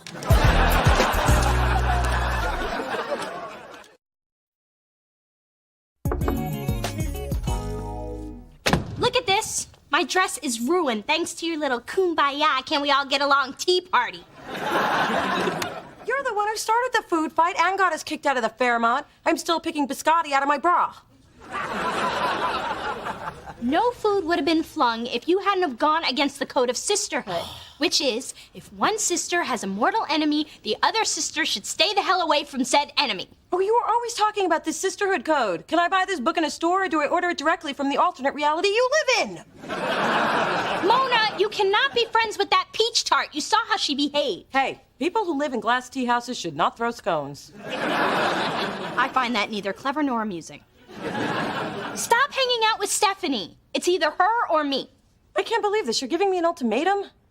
That's such an ugly word, but yes. Nobody can force me to make this kind of a choice. Not even my sister. Okay, if I didn't actually live here, that would have had much more of an impact, but you get my point. Hey, you need me to sign for that? I suppose.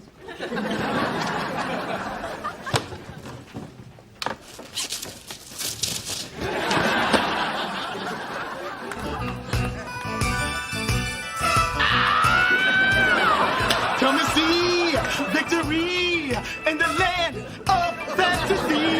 Living life a new degree. Take your mind to everlasting liberty.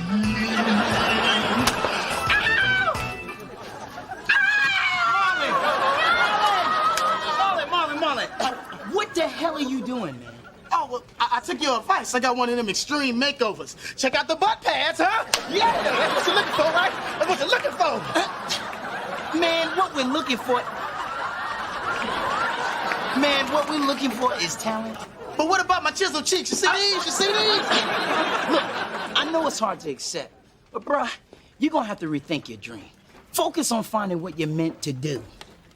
That could be anything. Well, not anything. You know what? I'm sorry for getting all amorous on you. I'm gonna go. I'm not gonna come back again. All right? I'm sorry, y'all. Yeah, I know. Okay. Mona Thorne! They're keeping me away from you, Mona Thorne! Mona Thorne, no! They stop right, listen to me sing!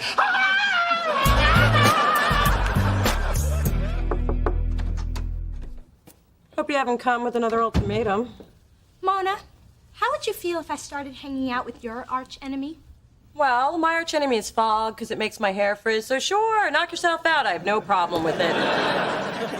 I'm talking about the arch enemy you had when you were 10. Don't you remember? Kathy Pulley, schoolyard bully. Only every time I see a peanut butter cup. I was trick-or-treating, once again dressed as a pirate. The only costume that worked with my eye patch. Well, if it isn't the one-eyed wimp. Kathy, what are you dressed as? Your worst nightmare. Now give me your candy or I'll kick your butt. What? I gave you my candy. That was my trick. Kicking butt is my treat. Another dramatic trip down memory lane. Well, grab your passport, Missy, because this trip's not over yet. Guess who I just happened to run into after an exhaustive search of the internet?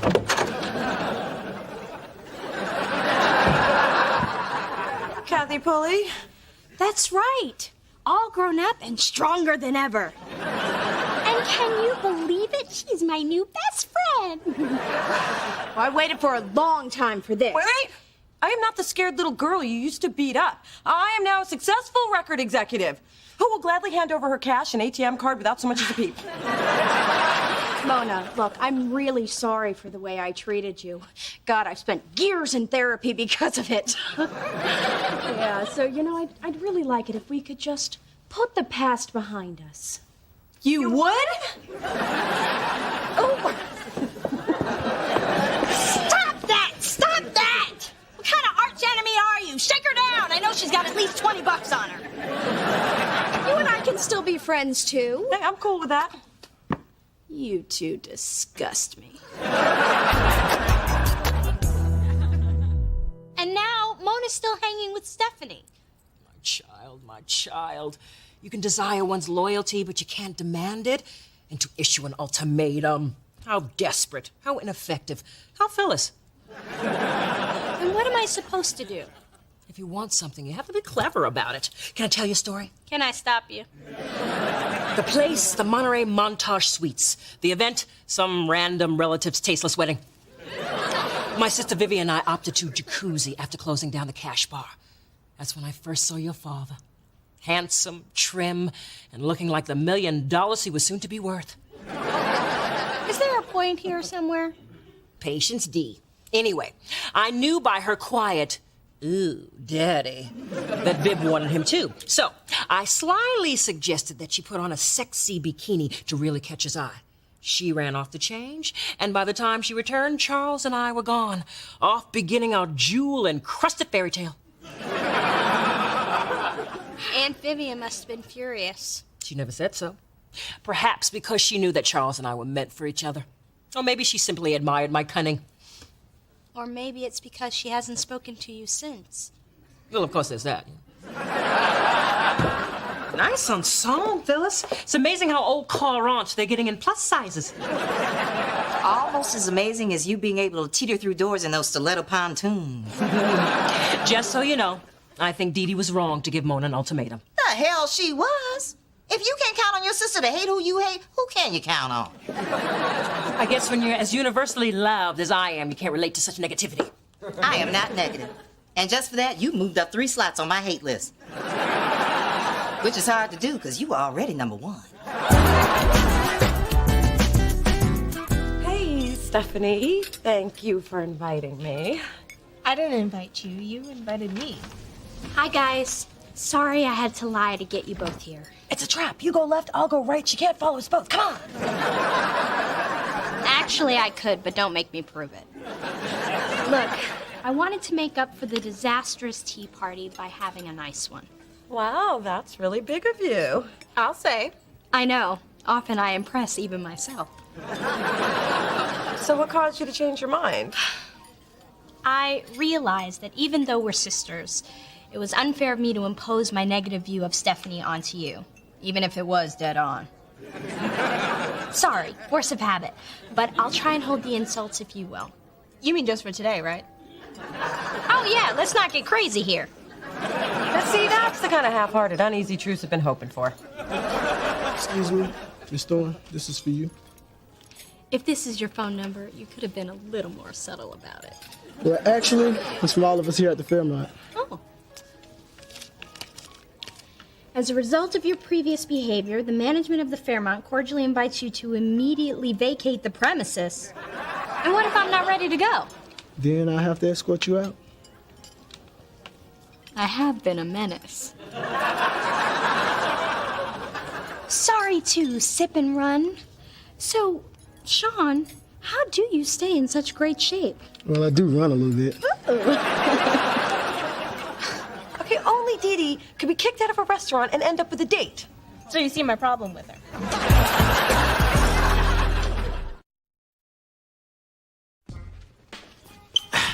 Adam, call security.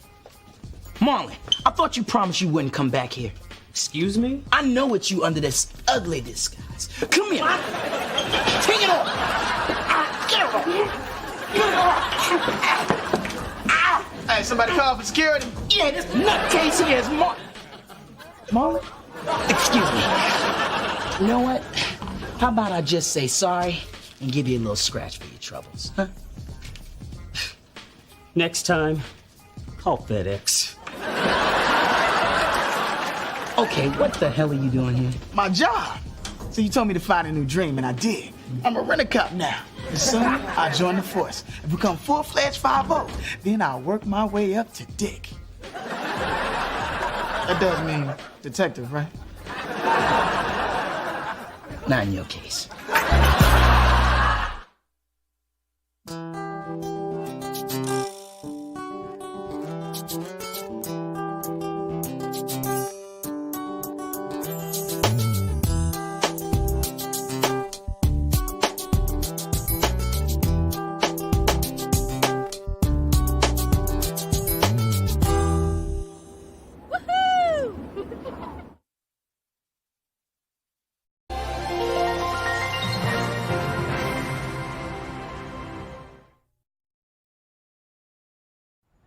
Our trip down the California coast was so much fun. It was such a scenic drive. We forgot all about our destination and we let the road take us on an adventure. Well, the map flew out of the sunroof, so we really didn't have much choice. Well, that would explain this picture of you two next to the Welcome to Idaho sign. Oh, Ray, Phyllis, glad you're here. I wanted to invite you for Thanksgiving dinner. I knew Mona wouldn't have any plans, but I wasn't sure about you two. Hey, I might have had some Okay, no, I don't. Well, you can count me in, but Ray can't make it. Yeah, I have a charity concert in Los Angeles for big brothers, big sisters. I have to go with Snoop Dogg. You know Snoop? For shizzle, my dizzle. Ma, Snoop doesn't actually say that anymore. For rizzle? Anyway, it's okay that we're not going to spend our first Thanksgiving together. I'll just save you some turkey, and then when you're done with that, we'll get down with some dessert.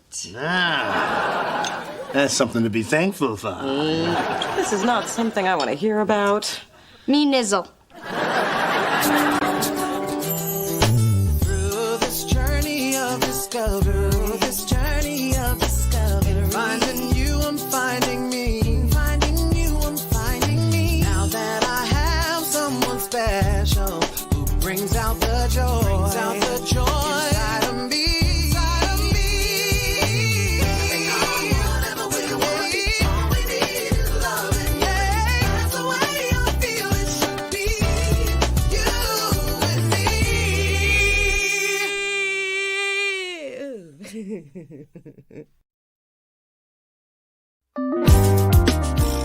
All right, so the first thing we're gonna do is add a little bit of Grand Marnier to the chocolate, like that. And I promise you, that is gonna have you begging for more. Taste that. Let the begging begin. Come in. Hey, Dee Dee, I just wanted to know, wow, it smells like you got Willy Wonka cooking up in here. Mona, I want to introduce you to... Oh my God, Tyler Florence. Hey, I watch you on TV all the time because of your cute recipes. Yeah, I get that a lot. I hear I got the cutest recipes in the business.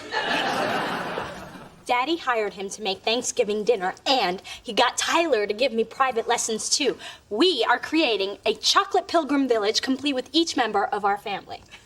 You know what, Dee Dee, you're right. I think sculpting her hair is gonna be a little tough. What do you think about a chocolate hat instead? Just a...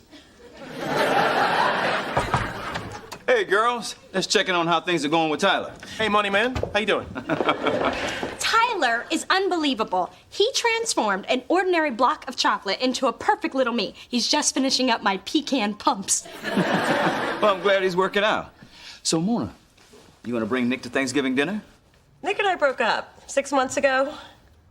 Oh, I think I remember Dee Dee mentioning something about that. She may have 6 months ago. Oh, well, I never liked him anyway. You never met him. Well, why should I waste my time on somebody I never liked? No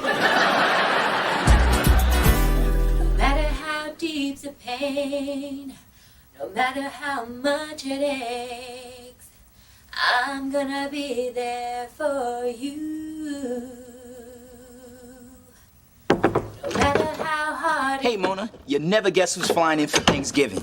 My mom. I haven't seen Tanya since she helped you carry me home from that frat party. Oh, yeah, Toga Fest. I wore silk sheets and all the girls kept sliding off my lap. Please, they were jumping off. Hey, do you think your mom's gonna want to see Ray while she's here? No way. She doesn't know about my dad and it's gonna stay that way. I mean, they did not end on good terms. But she kept his picture so she could still yell at him. Who are you telling? I'm president of the Children of Bitter Parents Club. We meet every Wednesday at 5 and the new guy brings cookies. Hot chocolate coming through, and I don't mean me. I need more space for my extended candy family. Ooh, did you bring some for your sister? Here, eat Grandma. She didn't call me on my birthday. Hey, Dee Dee, my mom's coming to town. Would you mind if I bring her to Thanksgiving? Oh, of course not. But I hope she's petite because I'm down to 2 blocks of chocolate. You know, I'm happy my mom is coming. But I'm still bummed because I can't spend a holiday with my dad. And why is he spending Thanksgiving with Snoop? I mean, how would Snoop like it if I spent Thanksgiving with his dad? I can honestly say I've never asked myself that question. I guess I'm just disappointed he chose work over me. Well, I say get used to the fact that some fathers, and by some I mean ours, were put on this earth to disappoint. You really think that about your dad? Please, he has no idea what's going on with me ever, but I pretend he does, and I let him think I'm fine. Maybe phony, but it works. Well, it doesn't work for me. Oh. Hey, I was just about to bite into Nana's good hip. Mona, your attitude about Daddy is unfair to both of you. People who eavesdrop from the kitchen are not allowed to comment. Then people in the living room shouldn't talk so loud. Dee Dee, it's none of your business. Have we met? When it comes to my father and my sister, it's always my business. Yeah, where you been? I think Daddy has tried to connect with you, but maybe somebody needs to meet him halfway. Wow, she came down on you kind of hard. That's why I'm gonna go eat 2 more relatives. It smells delicious.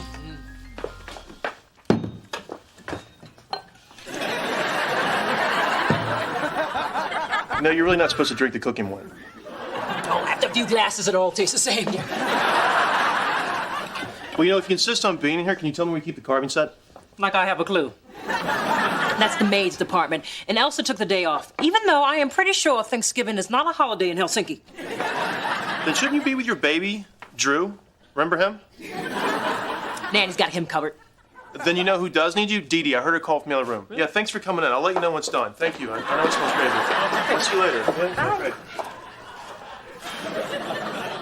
You needed me?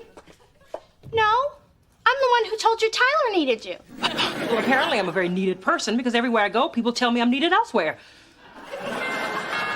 Now I need you to get the door. Can you believe this? Now I have to answer the door in my own home? What's next? Injecting my own Botox?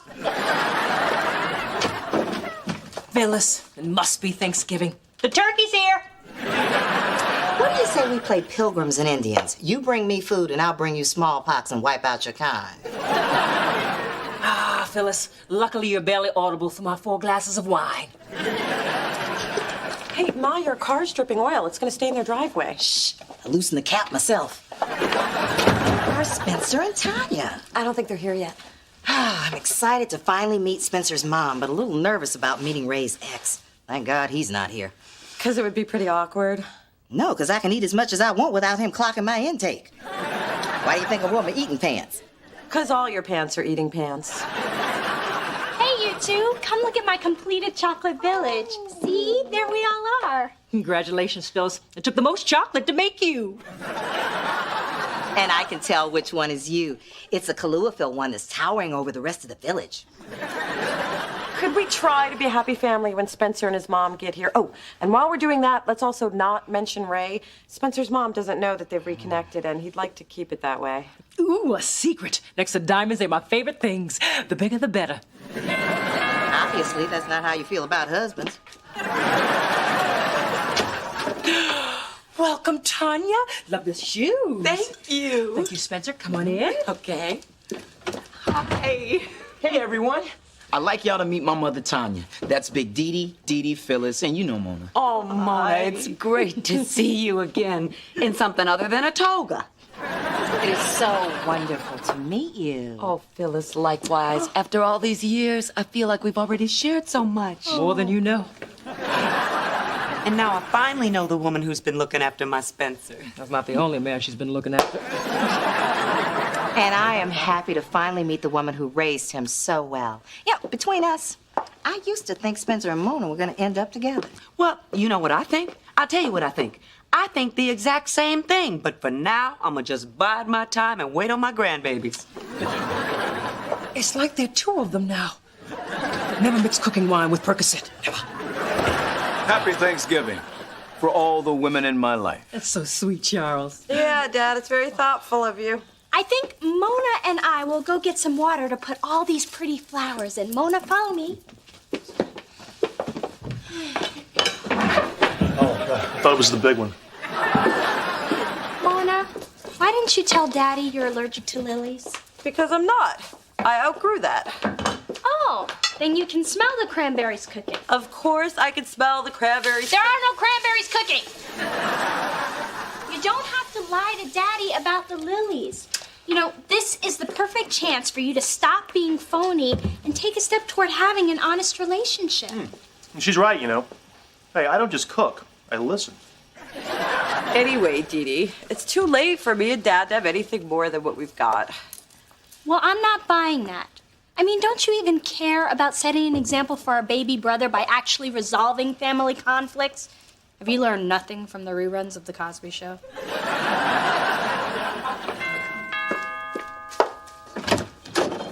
Oh my, Ray. What an interesting and hopefully explosive surprise. Well, I hope you don't mind my dropping by, but Snoop said I should be home with my family for Thanksgiving. Actually, he told me to break out of the 310 and go kick it with La Familia at the crib. But I'm pretty sure that meant the same thing. Yeah. Then come in. Just be a dear, and let me get a better vantage point first. Tanya. Ray.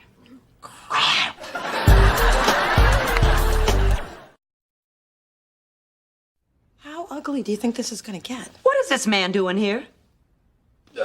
Mom, this is Dad, Mom. I guess you remember each other. But I don't remember somebody telling me that she was going to be here. Ray, you're bald. There is karma after all. Hey, I have an idea. Let's take a tour of the grounds. Ray, you go that way, and Tanya, you go the other. Yeah, and you won't meet her for days. We do have a lot of grounds. I'm not going anywhere till somebody tells me what this man is doing here. Tanya, let's go talk about this in the kitchen. Ray, you don't tell me what to do. Let's go talk about this in the kitchen. Fine. Where's the kitchen?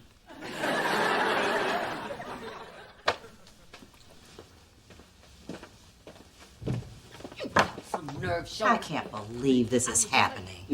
I can. It's just like old times. Well, since we're all here and already uncomfortable, Mona, don't you have something you want to say to Daddy? Yeah, I certainly do. Thanks again for the flowers. Spencer, your father thinks it would be best for everyone if I left. So I'm staying. We're happy to have you. We just have to shuffle the seating. Ray, would you like to sit next to your ex-wife or your girlfriend? Your girlfriend? Oops. You didn't know Phyllis was dating Ray? Oh, silly me. I was thinking seating arrangements, not the sordid lives of my guests.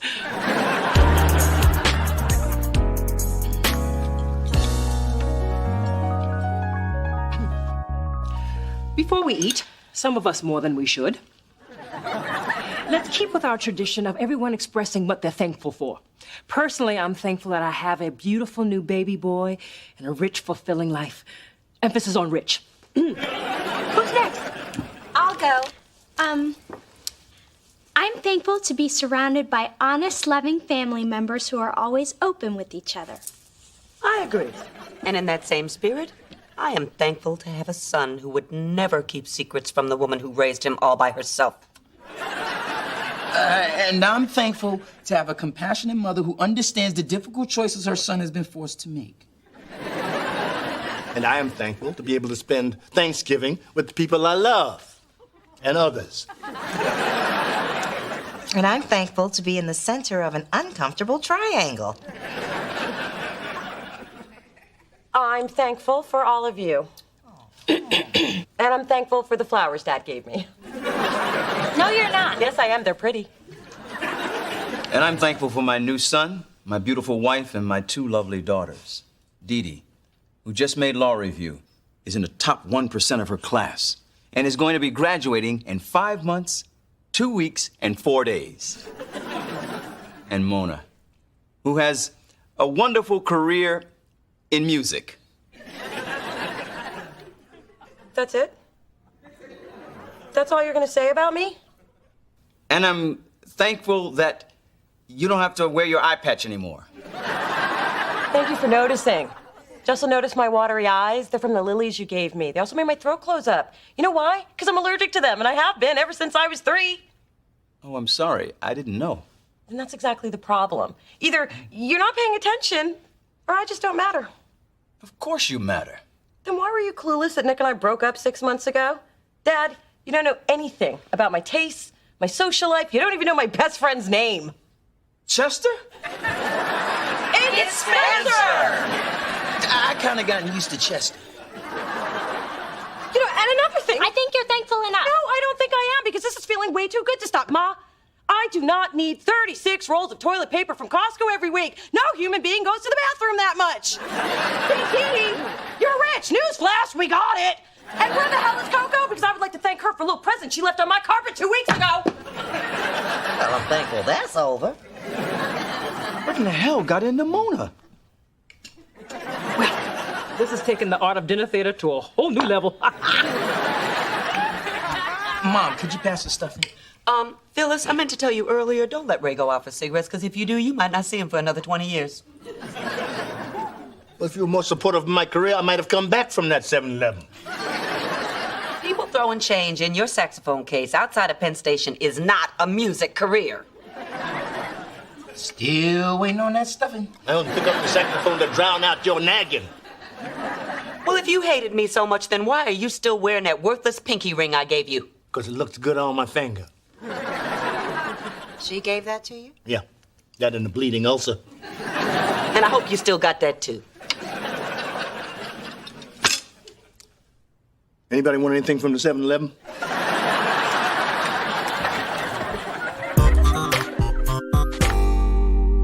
What is it about Thanksgiving that brings out the worst in us? And when I say us, I mean you.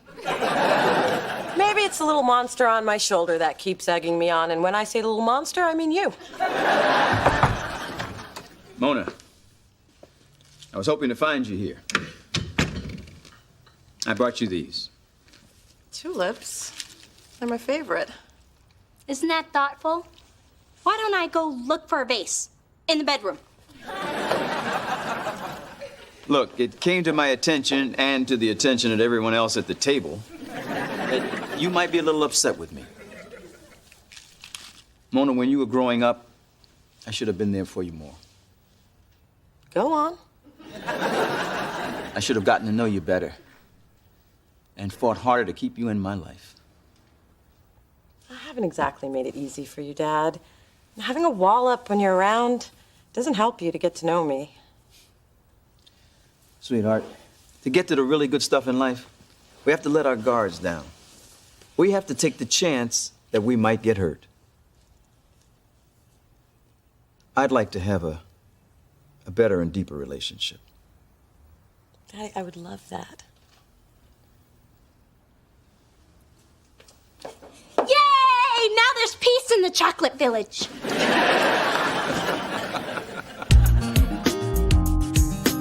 Man, that was some drama yesterday. I mean, now I know how you felt all these years being caught between parents. Seems like whatever we say or do is wrong. Tell me about it. When it comes to my mom and dad, I just lay low and wait for the shooting to stop. You ever think it would be easier if we were born with only one parent? Sure. Not as many Christmas presents to buy. Cheaper phone bills. Fewer people barging into your life. Don't mind me. Just stopping by with some groceries and to tell you what an amazing day I had. I woke up at the crack of dawn and was at the outlets by the time they opened. Gotta beat the other women to get the good fake leather. Oh, and I broke up with Ray. What? Ma, why?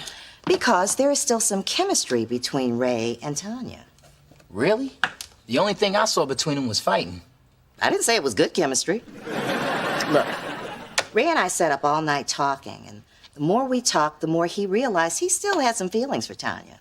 So I told him to move out. Wow. You sure about this? Listen, if I was younger, I might say we could just spend some time apart, but I just don't have that kind of time to wait anymore. Hell, I barely have time to wait for microwave popcorn. Ma, I'm so sorry this didn't work out.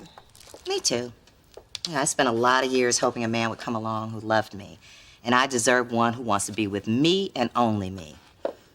I really hoped it was Ray, but it's not. I know that man's still out there for you. Is he? Remember, every man that's not the one just takes you that much closer to the one who is. My mother taught me that. She is a wise and beautiful woman. Yes, she is. Well, ladies, looks like we're all single again. But at least we could all be here for each other, huh? Ooh, there's Sheila from the gym. I'm about to hit it!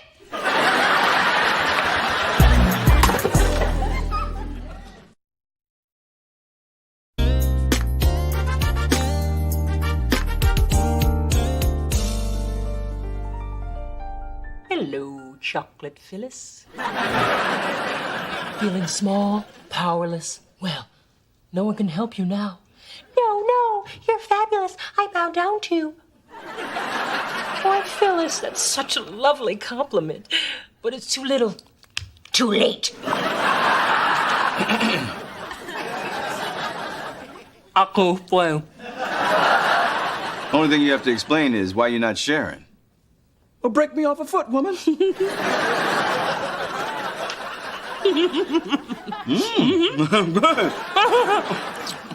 Hitless.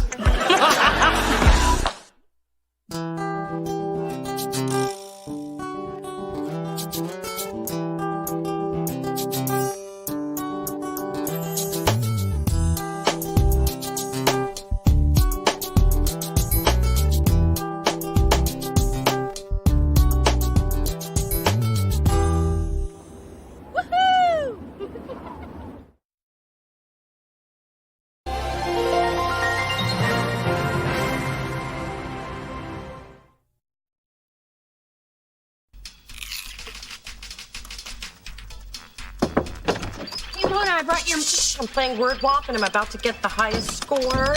Yes! Nobody unscrambles on the fly like me. Take it where you can get it, sis. Now, I will just type in my screen name, Curly Mo, and, hey, I only got the second highest score. Some idiot named Tiffany Law beat me. That idiot is me. Tiffany, my favorite jewelry store, law student. Isn't it cute? No, I've been working to be #1 on this for months. I know how you feel. One time I came in second and it drove me crazy, but it just made me want to work harder to be the best. Really? No, I made it up. I was the #1 storyteller in Girl Scouts. Through this journey of discovery,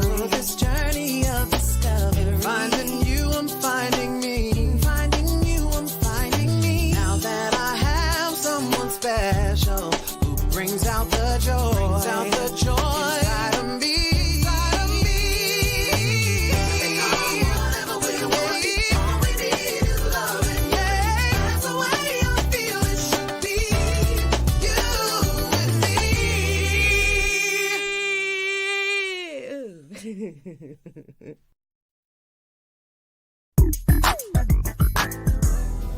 Good morning. Hey, man. I finally built the perfect music library. Man, I got playlists to get dressed with, to work out with, and my personal favorite, music to funk the ladies with. Ew. All I have on my iPod is some techno crap my ex-boyfriend Dieter downloaded for me. Dieter? The German guy. You know, the one I call Das Booty. Anyway, can I download your library? I'll stop staring at your biscuits when you walk by.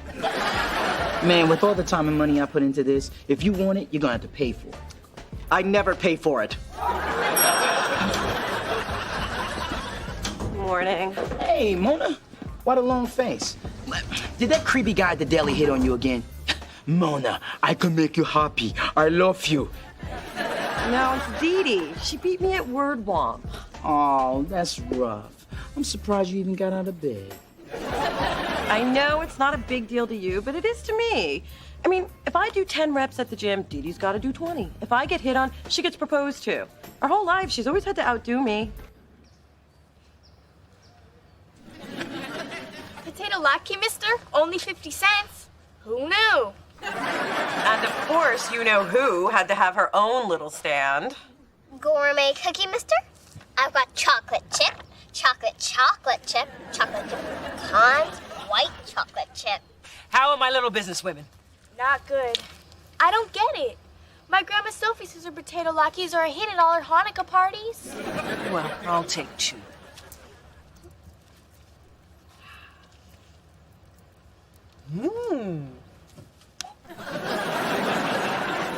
Here, Mommy. Wash out the nasty with some water. I've got bottled water, water with lemon, water with lime, iced water, fizz water. Dee Dee's always had to top me, and I've already given up on all the big stuff. She'll always be thinner and younger than me, but now she's moving in on my turf, the worthless trivia of daily life, and I am not having it. So beat her at something. There's gotta be something you're better at. Wearing chunky shoes. Getting dumped by guys. Hiding things in your hair. Okay, game over.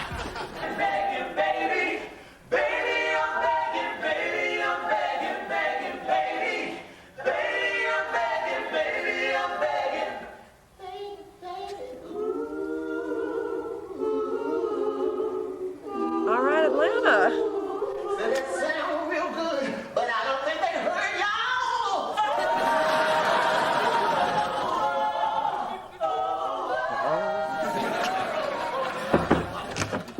Okay, let's eat.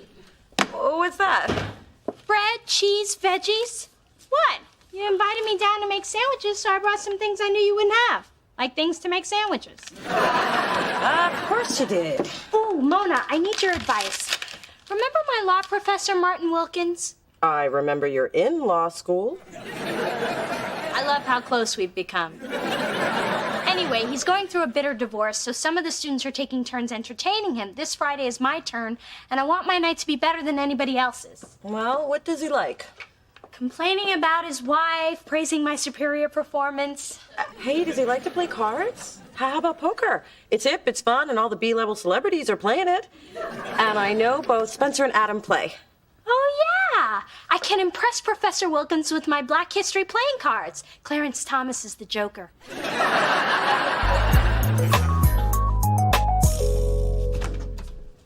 Hey, Mona. I brought a bag of photos of us from the 80s. Thought we'd put it in a scrapbook and call it What Were We Thinking? I can't. I'm playing poker at Dee Dee's. Oh, I love poker. Texas Hold'em's my game. Oh, sorry, Ma. We're playing a new game. It's called No Mamas Allowed. Ah, you gotta let me in on this. Remember when I taught you how to play? Yeah, you told me it'd be more fun than watching TV. That's because they had taken away our illegal cable box and I had to entertain you somehow. You'd eaten all your crayons. Well, I talked Dee Dee into playing poker so I can finally beat her at something. I mean, everything in my life is starting to click. I mean, my hair is working, I found a good lipstick color, and then Dee Dee goes and makes the perfect sandwich, and I'm in a bad mood for a week. That girl does make a mean sandwich. Any leftovers? Look, I know that it's petty, but it bugs me, and I ate the whole thing. Of course it's petty. It's what we do best. Is that something to brag about? If it's all you got.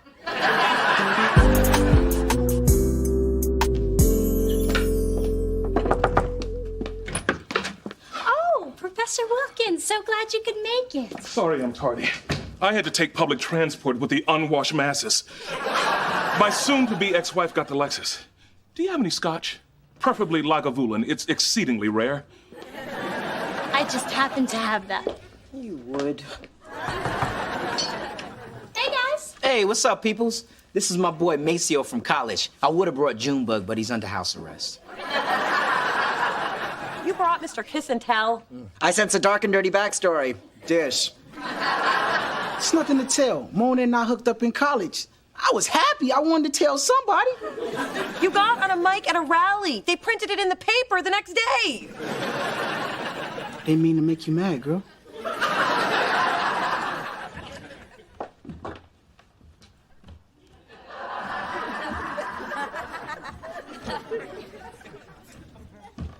Chasing your tail, Phyllis? Did you learn that from your cats? I guess we humans do take after our pets. Your breath reminds me of Coco. Why are you headed up to my daughters? They're playing poker, but no mamas allowed. And I'm tempted to crash. Poor Phyllis, always going where you're not wanted. I'm going where the action is. Now, you coming? Or are you afraid I might take you to the cleaners? Like you've ever been to the cleaners. You're in a good mood. That's because we're playing poker, the game, Texas Hold'em, the pot, no limit. Oh, Professor, your glass is empty. More 1922 Lagavulin. Please. I'll take some of that Lagahula. I think you've had enough. You know how you talk too damn much when you drink? Mona, I wouldn't have bragged to anybody who hadn't been such an animal in bed, and I just did it again, didn't I? I'm so glad you're here. Hello, what's this, a poker party? We want in. And we won't take no for an answer. Please, ladies, join us. What's two more women taking money from me? If you hit a lucky streak, maybe you can win my pension, since it's all I have left. Single and morose. Phyllis, this might be a lucky night. Hope you're not wearing your granny panties. I'm out. I'm in. Come on, sixes. Man, you're the worst poker player ever. Go borrow some cash. He's kicking my ass. No way. I'm out. I got a hand like a foot. You said it, not me. I fold. Me too. This is good. Why do they call this liver worse? They should call this liver best. I'm out. Of the hand, of my marriage, and my house. I just want to crawl into a hole and die. Phyllis, I think he's flirting. So, Spence, it's just you and me, and you're out of money. But I will let you bet your music playlist. Done. Let's see the river. Yay! 4 sixes! Come to Papa! Beat by a guy in a man's scarf. It's a dark day. Good, Dee Dee. I've been waiting for this all night. I see your bet, and I raise you with everything I've got. Go for it, baby. Make your mama proud. Call. Straight jack high. Oh, and I only have 5 pretty red ones. Flush beats are straight. Well played, D. What? But how? Well, after the flop, there was a possible straight on the table. Then when you didn't raise on the turn, I got to see the river for free and win. Mona says you didn't play poker. I don't. Except when I had that private tutor in Monte Carlo. Did I not mention that? No! The girl is a ruthless competitor. Dee Dee Thorne would eat her young. I wish my in-laws had done that. Well, you know what, Dee Dee, this is the last time that I play with you because you always have to win and you always have to be better than me. That's not true. And it's I, better than I. Well, I don't give a damn. That's it. Now that's it. You must be very proud.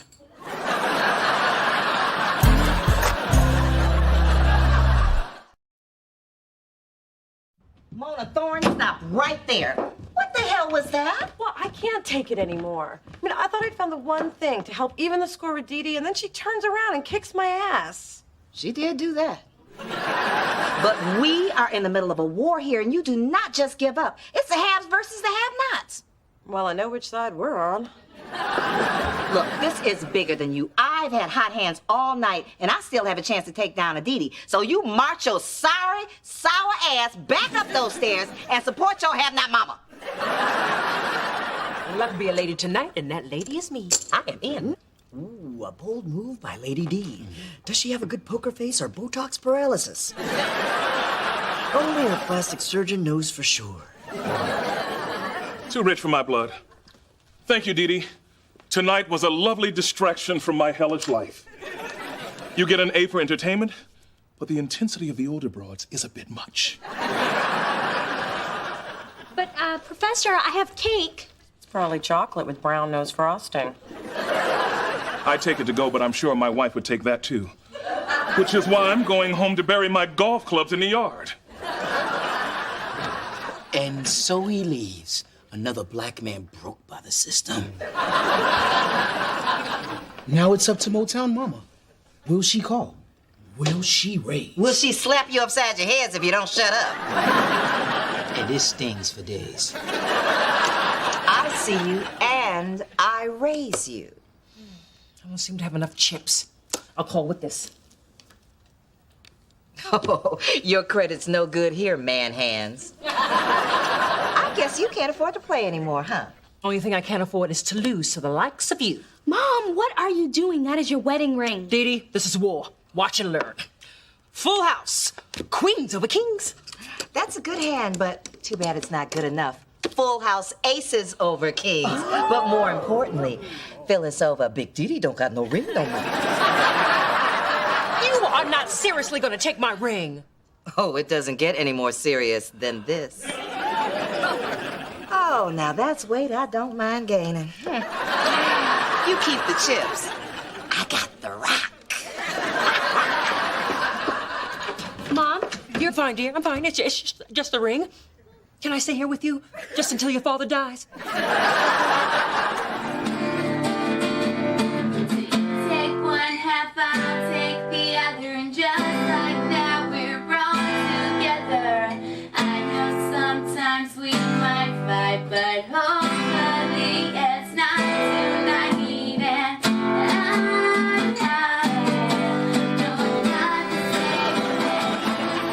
Maybe I'm crazy, but it sounds like she's singing about me and my sister. Yeah, kinda. I can't concentrate. I still can't believe Dee Dee beat me. You still tripping about that? Well, what could I have done differently? Play better? I'm serious. Well, you play from the gut. Dee Dee calculates, barely moves a muscle. Except when she tucks her hair behind her ears. I noticed that because it's damn sexy. Well, I noticed it because it's damn annoying. Along with my constant losing. In fact, it seems like every time she tucked her hair back, I lost.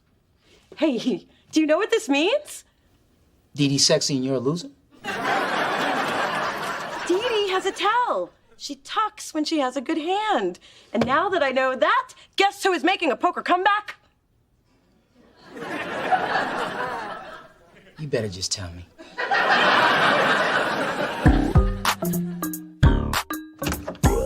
Hey, like the new outfit I bought to match my ring? Okay, Ma, you've had your fun and you made Big Dee Dee sweat, but there's no way that you can keep that. That's what your father said about the washer and dryer when I divorced him, but it's still working, ain't it? That's not the point. Mona, we've decided to take you up on your request for a rematch. It's only fair that my mother get a chance to win her ring back. Oh my God, she's wearing it. And with that outfit.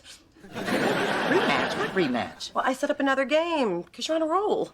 Besides, remember the big speech you gave me about the haves and the have-nots? Wake up, Curly. The have-nots have it. And wouldn't you like some earrings to go with it? Now you're talking. Okay, it's on. I'm gonna win your jewelry and your car, too. You can keep the little man.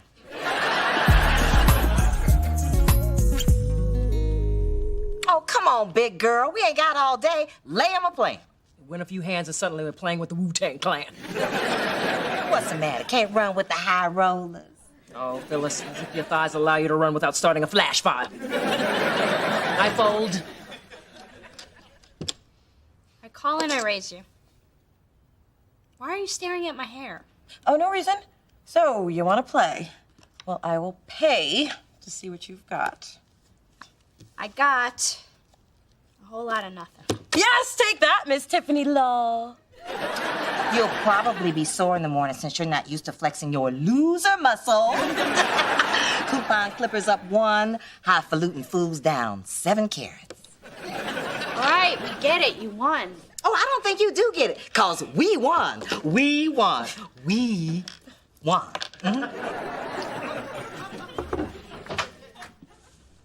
What are you doing? When I feel down, I paraffin. Look, I'm sorry for what I said in there. Should have been enough that I beat you. I got carried away. It was an ugly side of you, Mona. Believe me, when I saw my mother take it to a whole nother level, I realized just how ugly it was.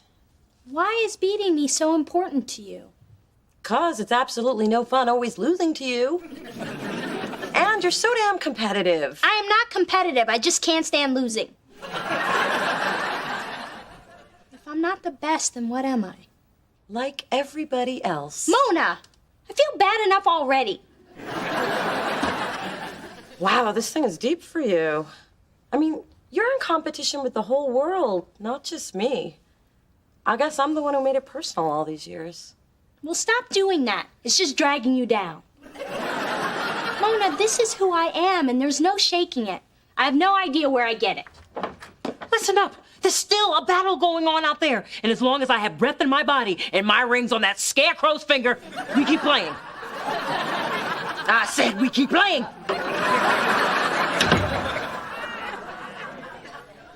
Okay, maybe I have an inkling where it comes from.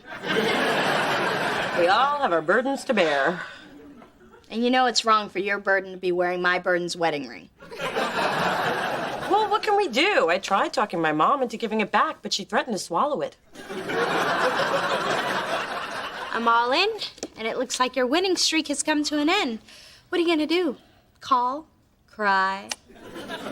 Well, I got $5 and an Altoid left. Ma? I don't have any money. What about the ring? What about it?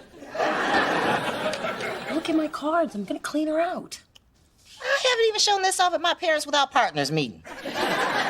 Ma, you only go for the free coffee and pie. Fork it over. Oh, I'm sorry. I can't seem to get it all. Aces and jacks.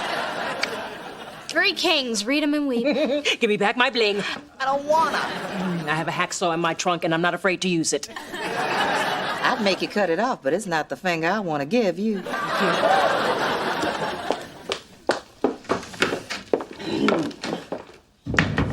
Your performance was wonderful. So is yours. Was it hard being on that swollen hand? Oh, my God. How did she stretch out platinum?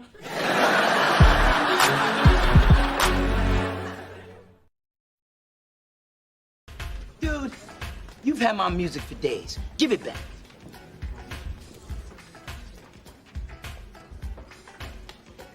Adam, what did you do?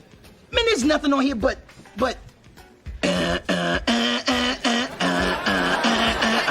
What's up with that? Okay, I tried to put your playlist on mine, but somehow Dieter's dance mix got on yours instead. You deleted my entire library? How do you want to die? In a hot tub with Jackie Chan? Hurting!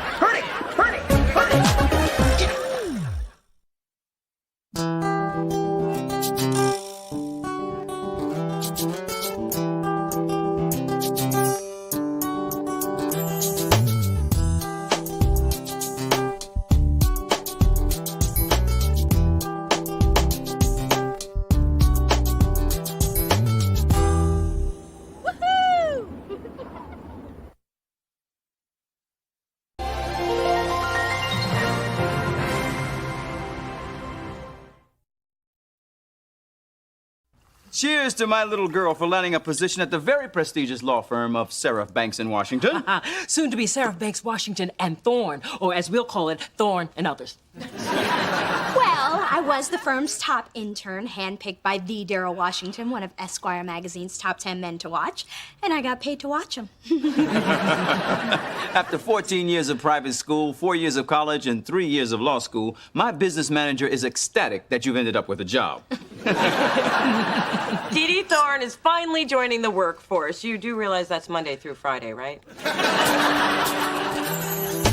Through this journey of discovery, finding you, I'm finding me. Finding you, I'm finding me. Now that I have someone special who brings out the joy, inside of me.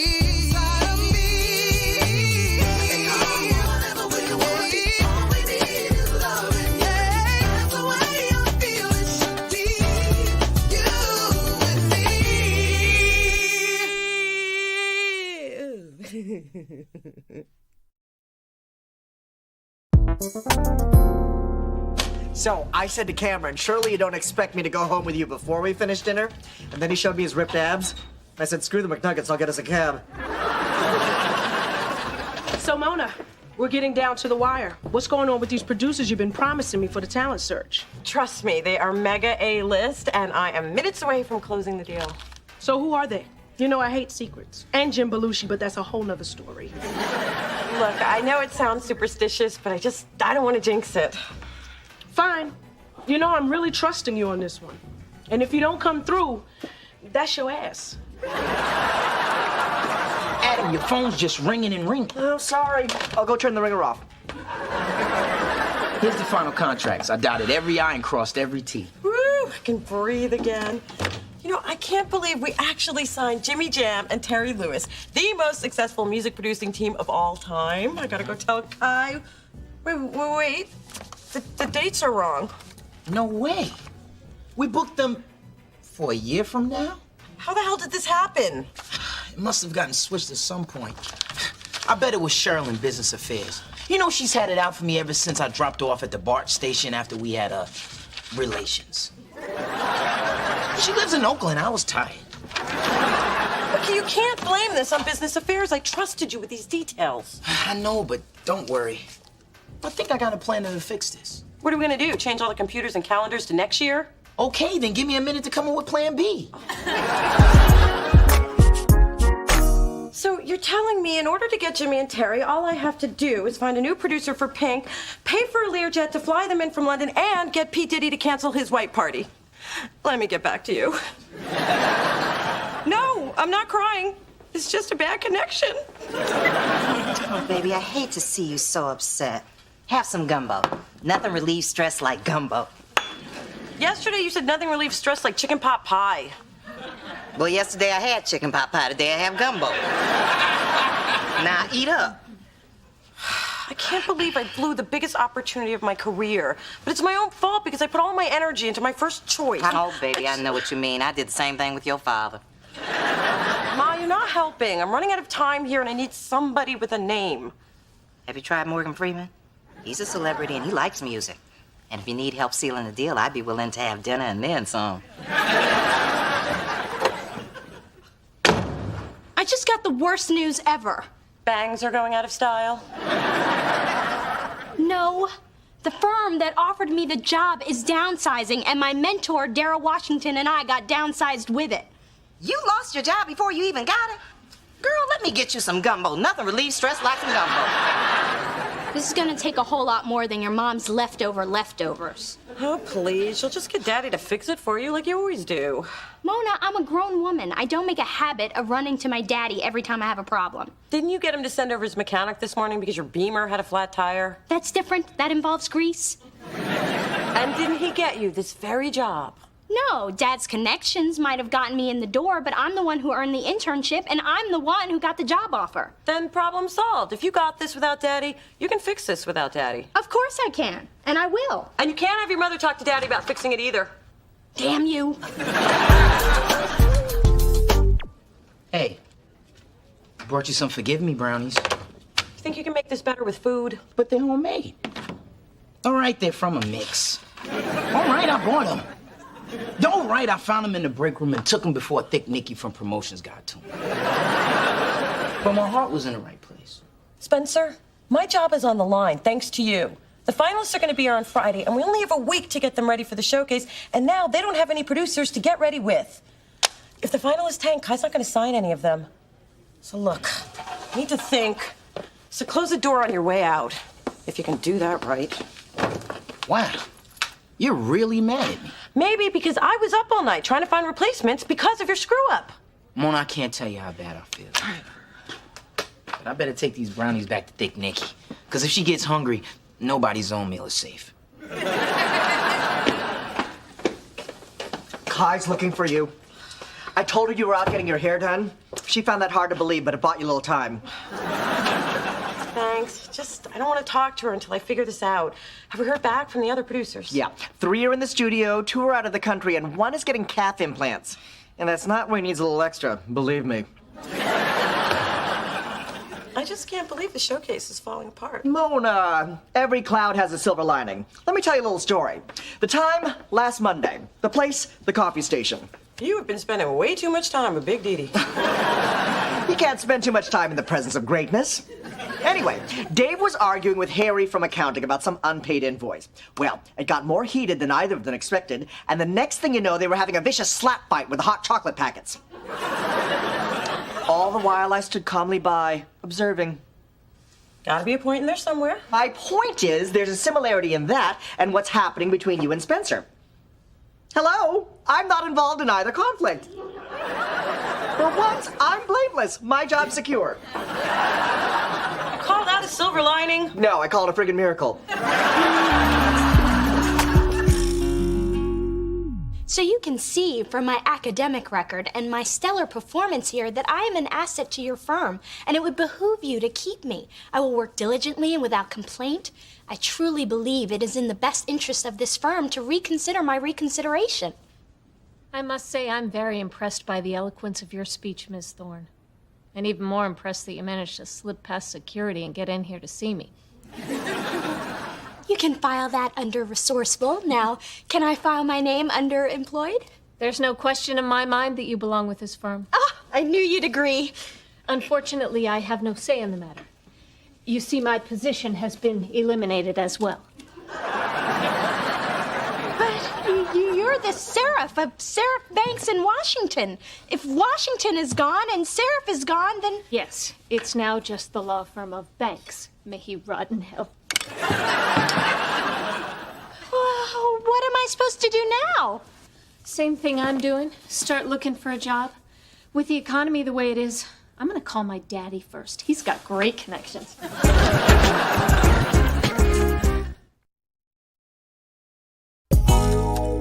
There's got to be at least one job opening in the legal profession. You think it's too late to send my application into The Apprentice? I could be the crazy black one. No child of mine will be an underling to a man who has such a profoundly unnatural relationship with his blow dryer. Mom, this is so much harder than I thought it would be. Every other good firm has already filled their positions. Sweetheart, please let your father help you. I mean, what's the use of being well connected if you don't use the connections? I don't want Daddy involved. Then let me help you. I have been dying to cash in on some of the dirt I've collected over the years at those boring city council bruncheons. Mother, that would be unethical. What kind of dirt? Well, let's just say what some of our local male judges wear under their robes is racy-lacy and definitely hand-washable. I can make you a judge with one phone call. Mom, I'm gonna do this on my own. But thanks for offering to commit a felony to advance my career. Wait till you see what I do to get you a rich husband. So that's the whole story, Kai, and I take full responsibility for what happened, but I'm sure that the showcase will be a success, even without celebrity producers. Well, say something. I'll say the truth sucks. Yeah, you need to go with my idea. I'm not doing that. Trust me, Kai is not gonna fire somebody who has 2 months to live. I'm not telling Kai of dengue fever. I don't even know what it is. Nobody does. That's the beauty. It got me out of 2 leases and a commitment ceremony. I'm gonna use it to get out of jury duty. I've run out of wisdom teeth. You've run out of wisdom. That's why we're in this mess. I'm gonna have to find a way to talk to Jimmy and Terry alone. No agents, no managers, and no stories of imminent death.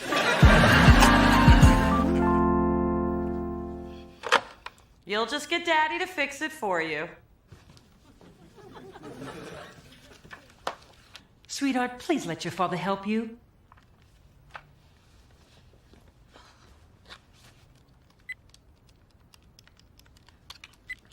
No. No. That is weak, and I am better than that. Hello? Hey, D, it's Daddy. Did you just call me? Yeah. I just called to say hi. Hi. Uh-oh. I recognize that tone from your mother. You need something. Are you gonna wear it or drive it? I do need something. I need to let you know that I love you. I love you too. Bye. Damn caller ID. Dee Dee, this thing with the producers has gotten Dad. What are you doing here? Dee Dee was just catching me up on what's going on with her. I knew she'd get around to it. Tea, Mona? It's hot and you might burn your tongue, which would keep you from saying something you shouldn't.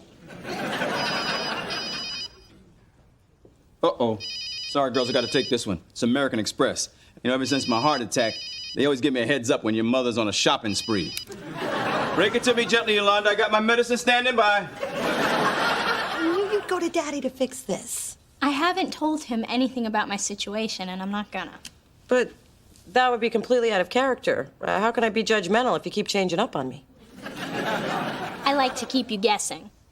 But it has been hard not to ask Daddy for help, especially once I realized I'd exhausted all my other resources. I guess we both needed a plan B, huh? Yeah, but I've never needed one before. Usually by this time, fate has stepped in and rescued me. Well, Dee Dee, you just have to have faith in your own ability. But I do have to give you credit for not running to Dad when the law firm rescinded their offer. What? Sweetheart, why didn't you say something? I can fix that with one phone call. Hey, I didn't tell him you did.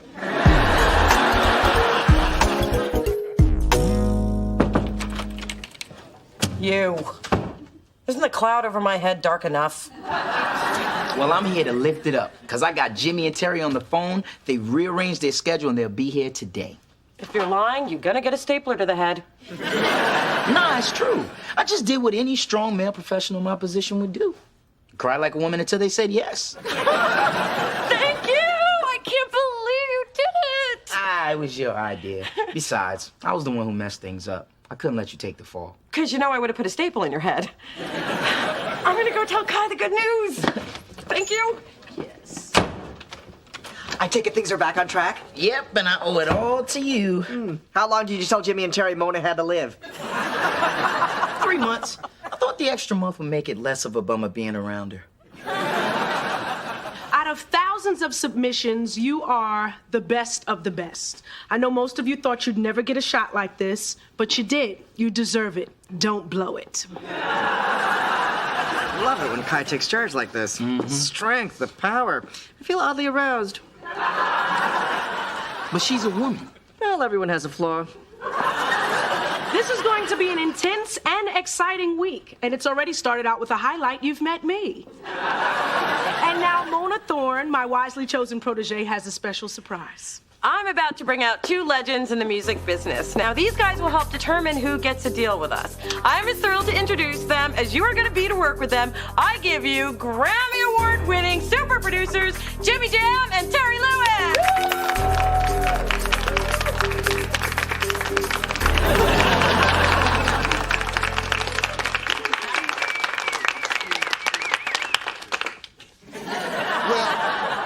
Obviously, you know who we are, and if you don't, you shouldn't be here. Yes, this is correct, Jimmy Jam. So we came here to hear about you. So, you're gonna get started right over here. I'm Chip Days, and I'm a 24-year-old singer-songwriter from the ATL by way of Hartsville, South Carolina. I'm Tiffany. And I'm Serena, and we are Pole. We're singer-songwriters from New York. I work in merchandising, and Serena works at a bank. I'm Craig. And I'm Zaina. I'm an 18-year-old singer-songwriter. And I'm a 22-year-old songwriter / rapper and a part-time construction worker from the south side of Chicago. I'm Yasmin. I'm 22. I'm from Oakland, and I've been a singer-songwriter for the last 4 years. And we're Jambalaya from LA. I'm Sean. I'm Marson. I'm Regina. I'm Andrew. And when we're not playing music, Andrew and myself are waiters, Regina's in marketing, and Marson's a photographer. Now that we're done with the kumbaya, let's get to work.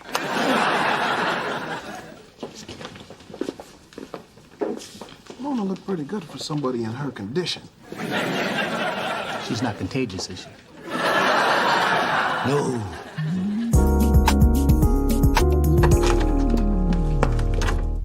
Well, today was a total waste of makeup. Speak for yourself. Oh, that's right, you always do. Look, I know I get paid to listen to people complain, but by the time I got to my last patient, I was fried. And after she droned on about having to stare at the computer screen all day, I snapped. Oh, you hate your job? Well, there's a support group for that. It's called Everybody. And when are you seeing your shrink again, Ma? Tuesday. And I hope she's in a better mood than she was the last time. Oh, hey, Phyllis. Hey. Mona, can I use your laptop? I'm researching new law firms and my DSL's not working. You're still looking for that job? Yep, the search continues. I stopped Dad from making that call. It wouldn't have worked anyway. The man has no juice. I don't know why you put him on a pedestal. Okay, I do know. Makes it easier to look him in the eye. I'm just gonna keep looking until I find a job on my own. Because I chose to believe my big sister, who said if I have faith in my abilities, something good will happen. Something good will happen, right? Dee, what makes life interesting is not always knowing what's going to happen next. Excuse me. I'm Mona Thorne. Mm-hmm. These are for you. Really? Thank you. Okay. Oh, they're from Jimmy and Terry. For a brave girl in these trying final days. What does that mean? I guess it means the finalists are all so talented, it's going to be tough deciding who will sign. But wasn't it thoughtful of them to send these? Mm-hmm. Sure was. Usually to score flowers this nice, you got to be dying or something.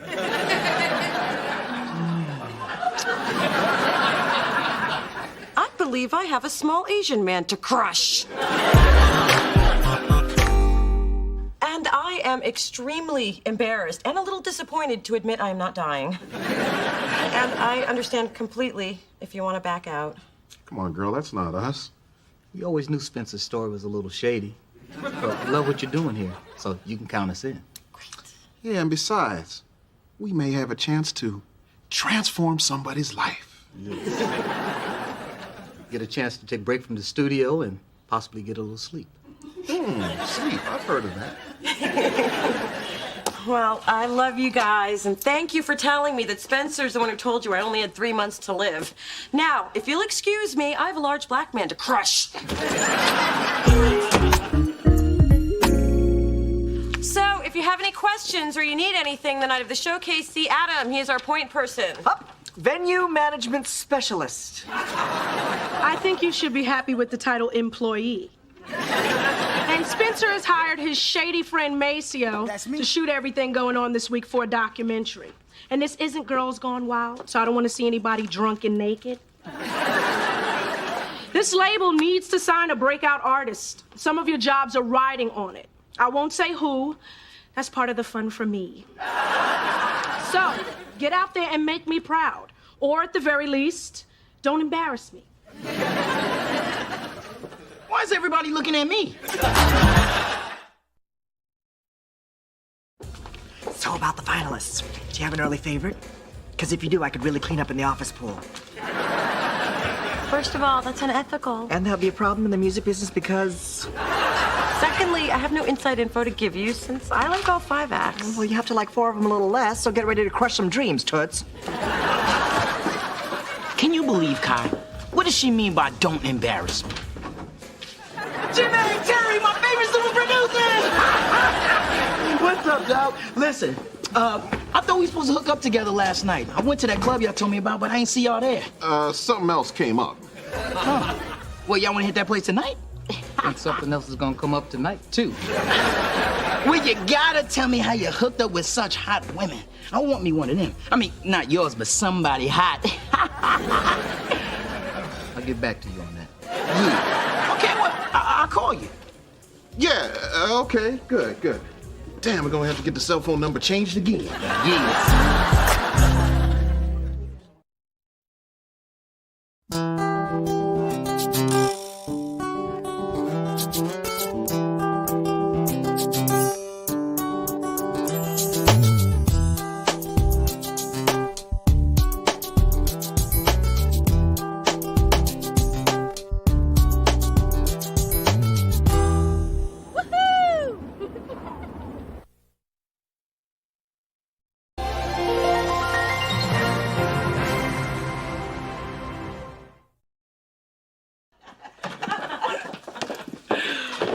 Phyllis, what happened to your foot?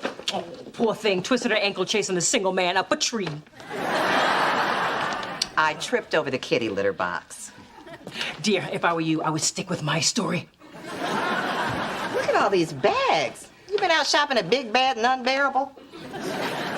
Mother saw a cashmere sweater she liked for me and got one in every color. I even got one for Quincy, the new guy I'm dating. That was for him? I thought that was for me. Dad, please, it was a large.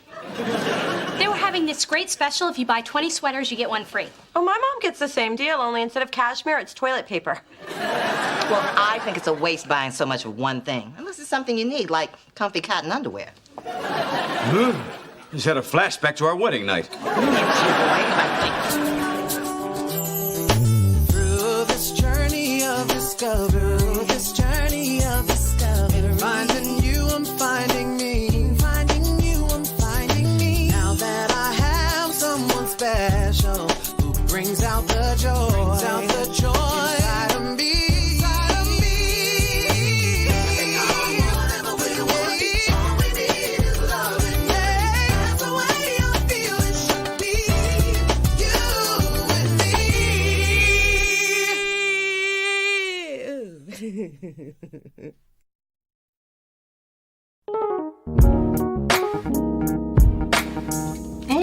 Something smells good. How is it you always know the second I'm unwrapping food? Because I'm gifted like that. I also know when a girl with low self-esteem has entered the building. Great, now even the deli guy is slipping me demo CDs. That's your boy. Mona, I love to make music. Take me away from my solid hell. Can you believe this? Before the talent searches happen occasionally, but now demos don't just come in the mail, they come in my lunch. Speaking of lunch, can I borrow some money to buy some? I'm taking Hillary and the accountant out to the Taco Hut, and I don't want to look cheap. You know, Spence, you already owe me $600. I can't believe you're keeping track. You know, I don't keep track of the money you borrow from me. When have I ever borrowed from you? I don't know. I don't keep track. Pull harder. Harder. Come on, put some muscle into it. Okay, now I can't feel my legs. You are really going all out for your date with Quincy. Well, Quincy is the perfect relationship after Carter. It's light and easy, and he even plays the guitar in bed. Is he any good? Oh, is he? Is he any good at guitar? I can't hear when his shirt is off. He's sexy and ambitious, and not only that, he's a political advisor to the mayor. I'm finally gonna get a chance to sit at table 1 at the black and white ball. I can't wait to see Daddy's face when I'm waving at him all the way back at table 32. Oh, it'll be just like the face he made when he found your mom drag racing the Aston Martin. So what are you doing tonight? Oh, I'm hanging out with my good friend, Mr. Tebow. Oh, Mona, that's just sad. Hey, I need a break from people.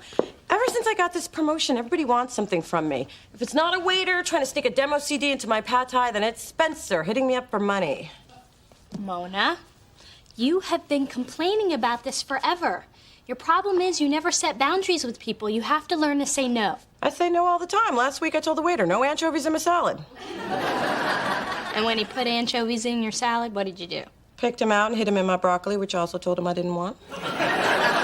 You see what I mean? Listen, it's hard to do, especially when you're dealing with someone you're close to like Spencer. But if you have the good relationship you think you have, he'll hear you when you set him straight. How come I never thought of it like that? Because if you did, you'd put me out of a job.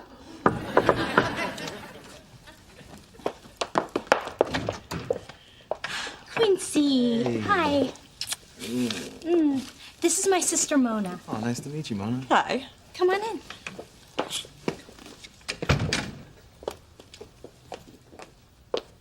Why are you looking at him like that? Hey, Mr. TiVo's nice, but he doesn't look like that.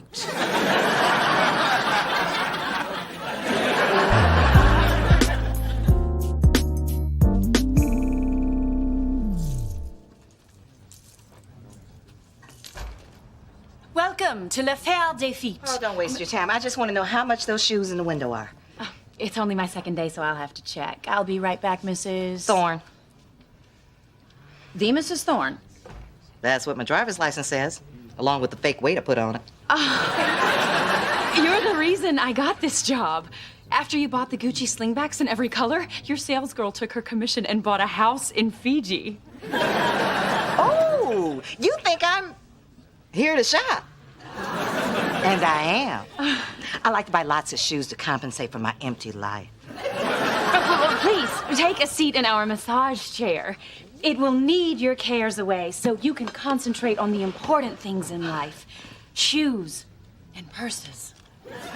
Ladies, please indulge our special customer. My name is Sasha, and I'll be right back with that price, Mrs. Thorne. Whatever, baby. Take your time. Oh.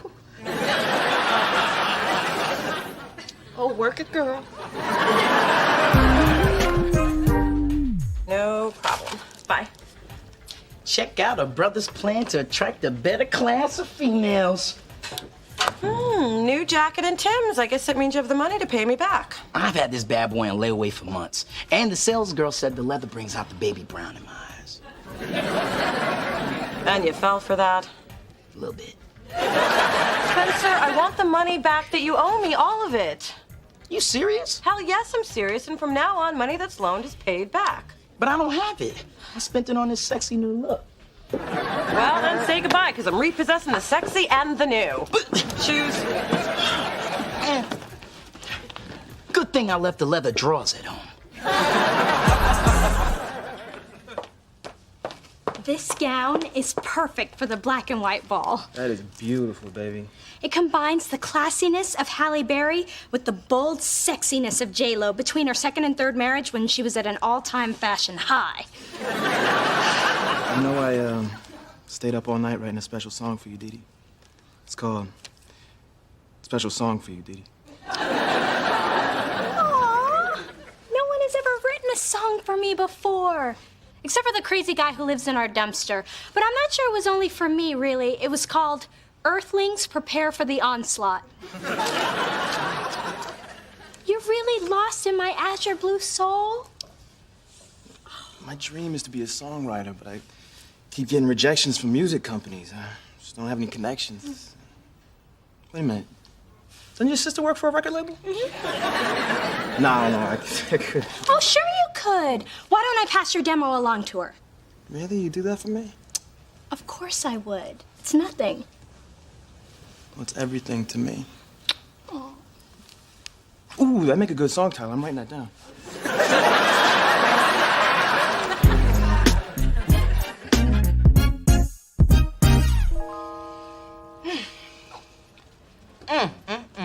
These crab puffs are delicious, just like my maids make at home. Wait till you see what else we have in store. Straight from the runway, cobbled together from Costa Rican virgin cows, and we only have them left in one size. Yours!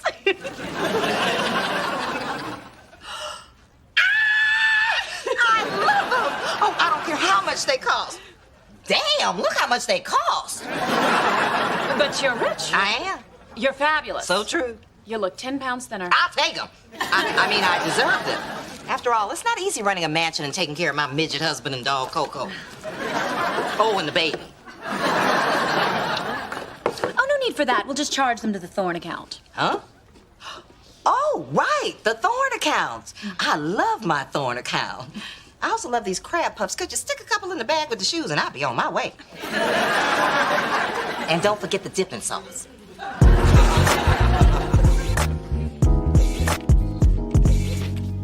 I hope you're happy.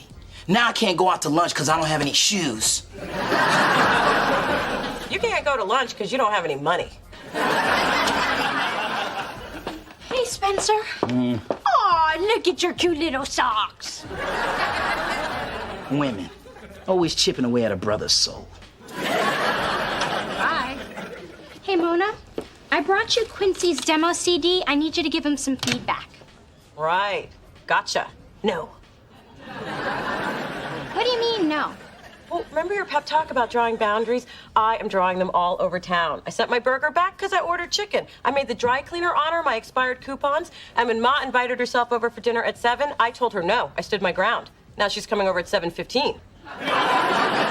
So thanks for the advice. You're welcome. But you know what's just as powerful as saying no? Saying yes. So here you go. Oh, I got it. You're testing me to see if I'll stick with it. No, I'm not. Now here you go.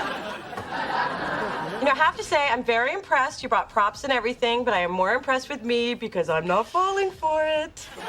Mona, I'm not kidding. I promised Quincy, and I never break a promise I make to a man who's taking me to the black and white ball. So just listen to this demo. It'll take you 5 minutes. It'll take me no minutes because I'm not doing it, and I can't believe that you would seriously ask me. And I can't believe that you would seriously deny your sister. My sister told me to say no when I thought people were taking advantage of me, so I'm doing that. So you can take your CD and go. This is a very unpleasant side of you.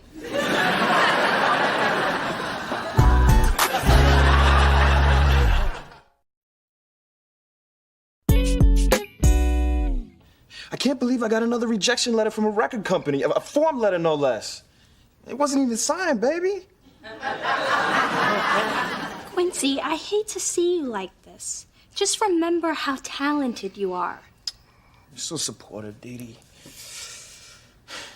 Maybe this will inspire me to write a new song. I got nothing. I hope you don't mind if we skip the black and white ball. I just need to be alone with my pain. Really? Because I read that what's best for depression is to be around a lot of people, preferably in formal wear while drinking champagne. I don't want Arnold and Maria to see me like this, just cloaked in defeat. Arnold and Maria at table 1? Quincy, you know, I was planning to give you the great news at the ball, but why not share it now? Mona listened to your demo and really loved it. She did? Really? Would I lie to you?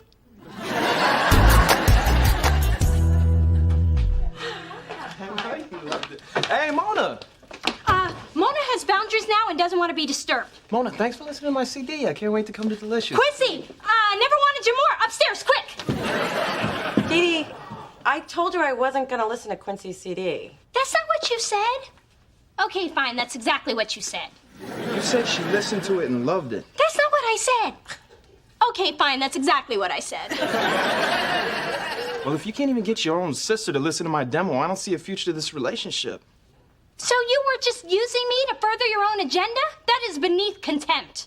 That's what you were doing to him to get to the black and white ball. That is not what I was doing. Okay, fine. That's exactly what I was doing. You were using me? You were using me. You used me first. Suddenly you're not as attractive. You're done, Dee Dee. Well, I was done first. So, how's it feel being used? Oh, shut up.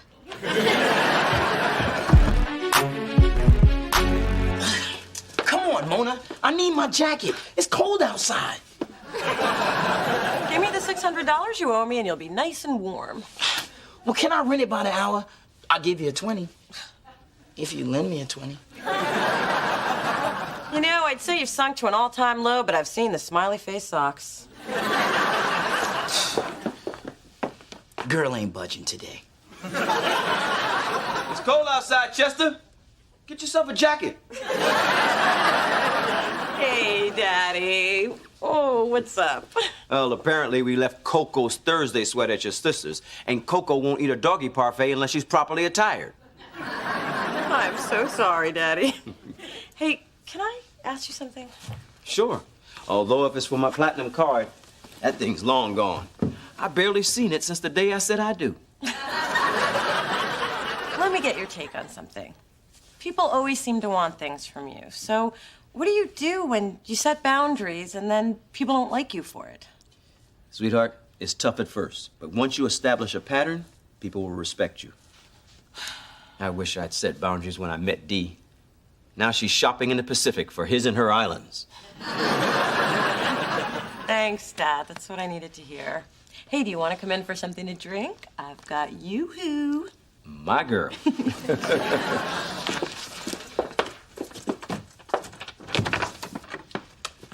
Hi, baby. Baby daddy. Hey, Phyllis, Mona didn't say you were here. Where else would she be? Mona, now here's a rare example of someone who doesn't want something from me. I want you to move over. Does that count? Phyllis, I'm serious. You're the only person in my life who has never taken a thing from me. And that's the thing I'm most proud of. Hey. Oh, that and Mona. That's a nice shoe. I was just telling Dee, you could have nice things on a budget. Yeah, Ma, that shoe is beautiful. Where did you get it?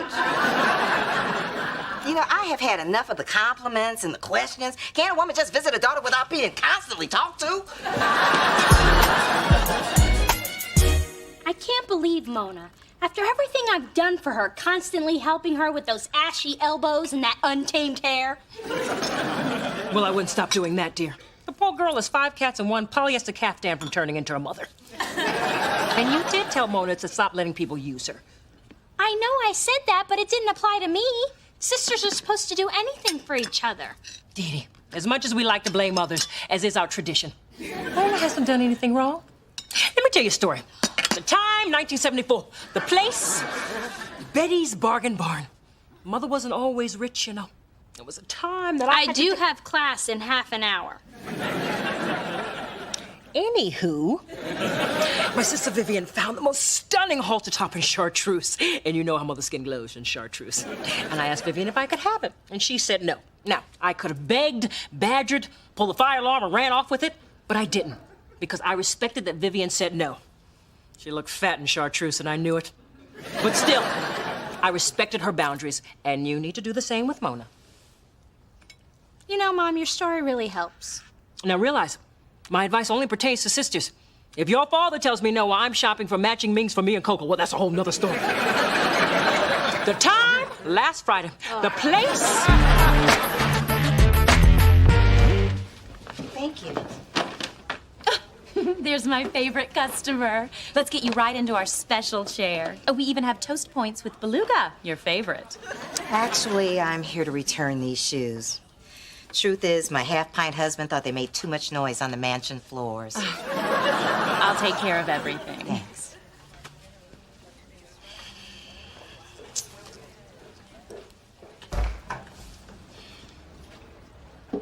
Phyllis?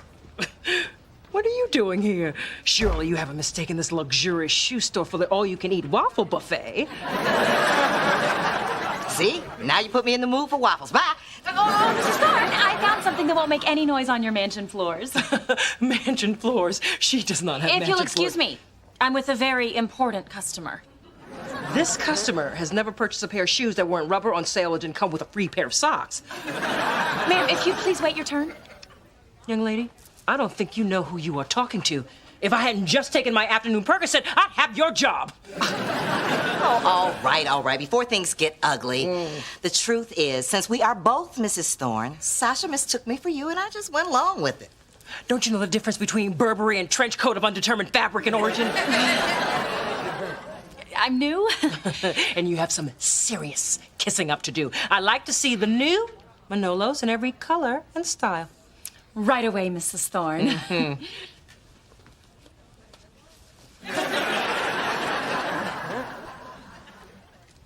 So I got a little carried away. I never spent that much money on my feet before. Poor, desperate Phyllis. I understand why you did what you did. Security! Security!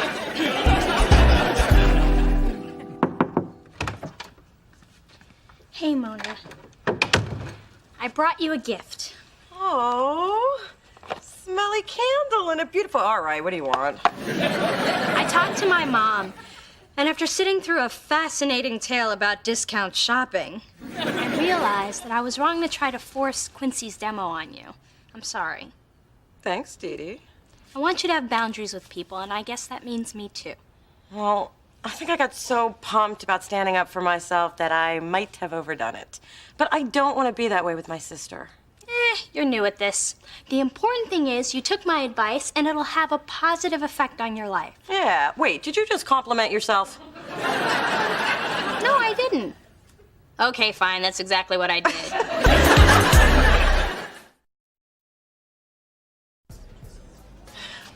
Here you go. All $600 I owe you. Thank you for respecting our friendship and my need to count the money because I can't believe you're paying me back. Well, it's all there. See, I got small amounts from a lot of people instead of a big amount from one person. That way no one misses it that much. I borrowed from Junebug, Maceo, Chauncey, and this girl at the club. That explains all the greasy singles. And this one has a phone number on it. Ooh, I'm gonna need that one back. Ooh, I'm about to hit it! You owe me $1.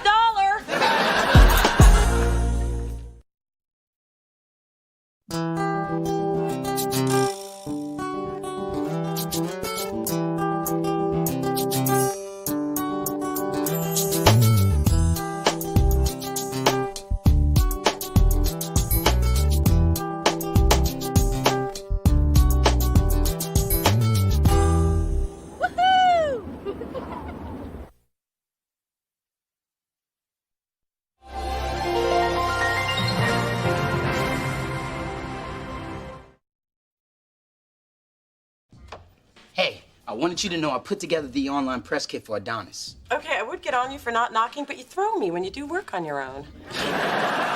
Well, I tried calling you from my office, but your line was busy. Oh, sorry, Spence. My mom has been calling all morning, so I took the phone off the hook. I can barely get any work done. She can't be that bad. I have some faxes for you. They're all from Phyllis. Mona, you only have one mother, so pick up the damn phone. Love the woman who has stretch marks because of you, Mom. Your mother needs a hobby, like a man. It's always been my favorite hobby. She's been extra needy lately, and I think she's just reacting to me spending more time with my dad. It's her. You should answer it. It might be important. Yeah, Ma? Wow, I am glad you called. Captain Midnight just coughed up a 2-pound hairball. Actually, she faxed a picture of it. It was important to the cat. Through this journey of discovery, finding you, I'm finding me. Finding you, I'm finding me. Now that I have someone special who brings out the joy, inside of me.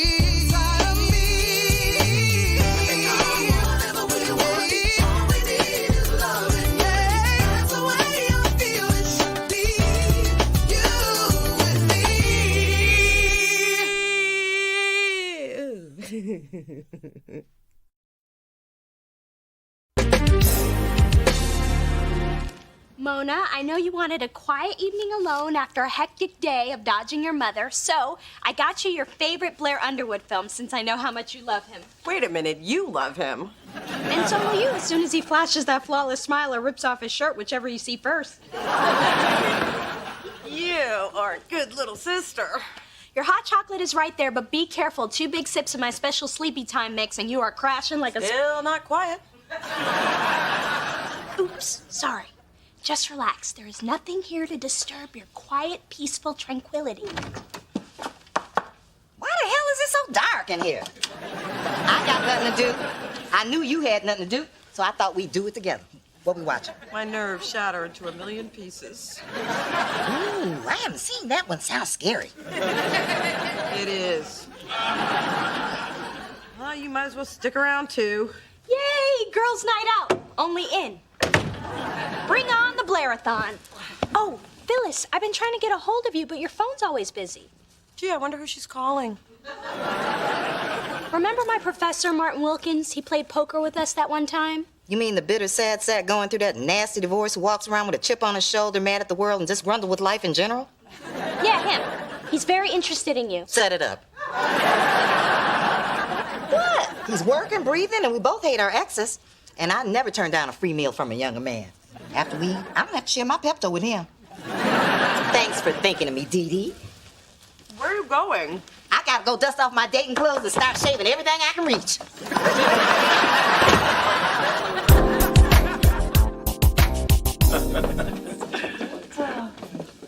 Oh. You know, Charles, it's nice of you to take the trash out of Mona's, but you can't just leave big items like that out on the curb. So, Martin, I see you still honoring your Boy Scout commitment by helping a little old lady. So you're my daughter's professor. I've heard a lot about you. And you must be the ex-husband. I've heard a lot about you as well. From the way Phyllis described you, I thought you'd be about 2 feet tall. That's just how I felt when I was married to her. That's nothing. When I was married, I only felt the crumbling facade of my will to live. Well, that's all behind you now. Marty and I are on a 3rd date. That's wonderful. Blink one time if you need help. 3rd date with Phyllis. That explains the sadness in your eyes. That's an astigmatism. My ex-wife took my glasses in the divorce. But she left the best part for me. Marty and I had a fantastic night. It's the longest I've spent with a woman without curling up into the fetal position and clutching my wallet. Give it time, buddy. Give it time. Hey. Hey. Oh, hey, Ma. You haven't dropped by in a while. Whatever you've been doing, I approve. Unless it's illegal. I still approve. Well, we just wanted to stop by and say hello to Dee Dee. And thank her for fixing us up. All I did was bring 2 beaten down, lonely, desperate souls together. It's a gift. You know, Marty, I've always thought of these 2 as my girls. You have? Yeah. It's like I have 2 daughters. One gives me boyfriends, and the other one gives me problems.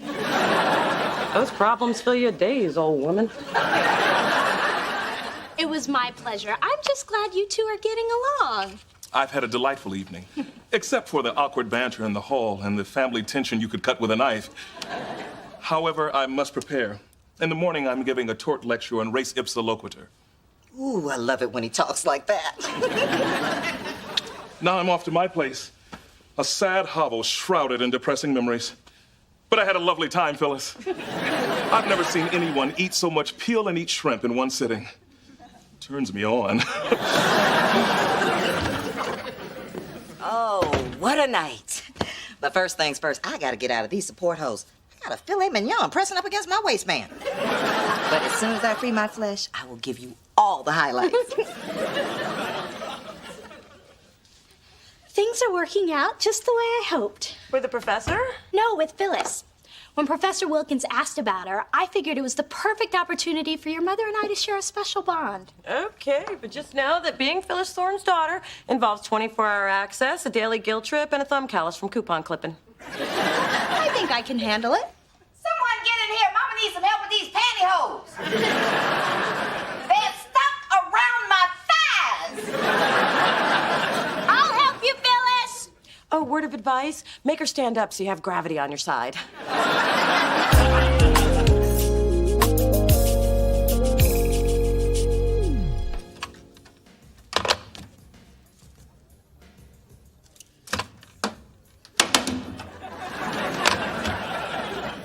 You know, picking it up every so often isn't gonna make the men call. Well, it's just usually my mom has called 10 times by now. Are the phones out? Oh, she called. To get Dee Dee's cell number. They're having lunch at the Rib Roundup. She even bought your sister a pair of size 0 eating pants. She did? I haven't gotten any new eating pants since Christmas. Well, the more time Dee Dee spends with Phyllis, the more time you have to yourself. Now you can date, work out, fix yourself up a little. You're bringing me down. Are you trying to take my mom's place?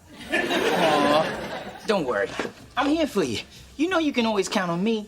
I'm your rock. Huh? Thanks, Spence. You know, it's nice to know that you'll always be there. Sandwich cart's here. Rock's gotta eat. Hey, Hey, Dee Dee, what do you want to show me? I needed your opinion on something before Phyllis gets back. What? Ma was here? She didn't even stop by to say hi. Well, she was in a hurry. She's taking the professor on a Costco run. He needed a patio chair, an eye exam, and a 12-pack of deodorant. And she's getting me king crab legs. King crab? She only gets me imitation fish sticks. I wanted to know if you think Phyllis would like this. You got my mom a cat scrapbook? Complete with if they could see me meow stickers. Since we started connecting, I thought it would be nice if I supported her interests. Don't you have your own dysfunctional mother to tend to? Luna, are you jealous? Dee Dee, are you crazy? You don't know my mom like I do. She will turn on you on a dime. Now, I know Phyllis can be tough. Oh, you grew up with a lot of things, but my mother's toughness is not one of them.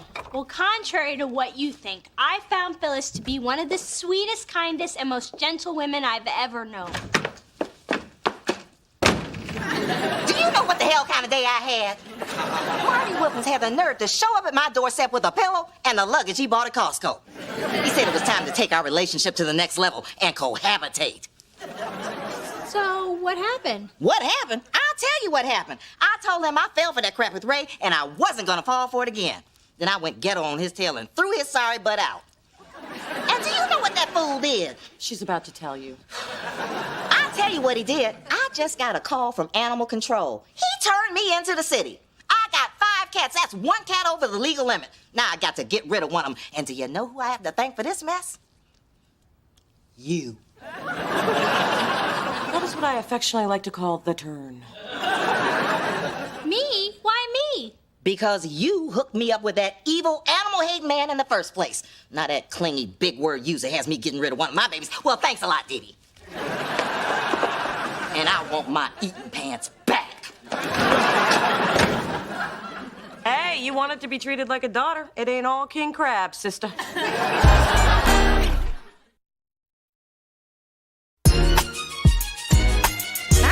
Without my cats, and they can't make it without me. Captain Midnight is diabetic, Valentino suffers from depression, Eartha Kitty is bulimic, Commander Paws has anxiety issues, and then there's Fred.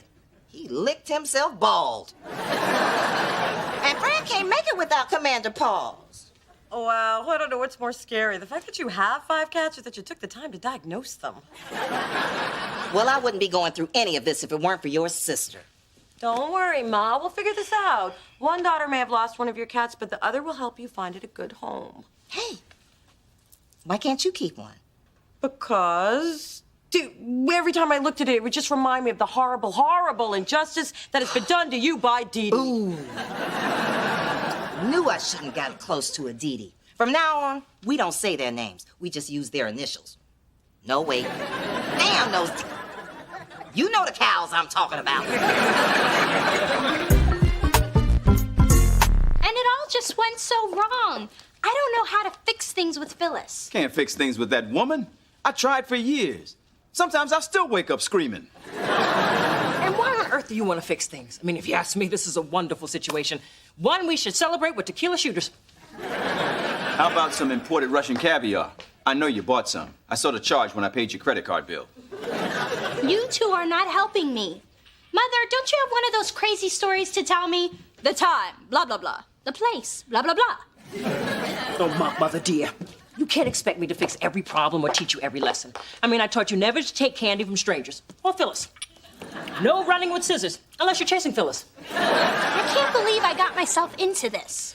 Honey, the only suggestion I have is to talk to Mona. If you can find a 15-minute window when Phyllis isn't sprawled on the couch eating a bag of pork rinds.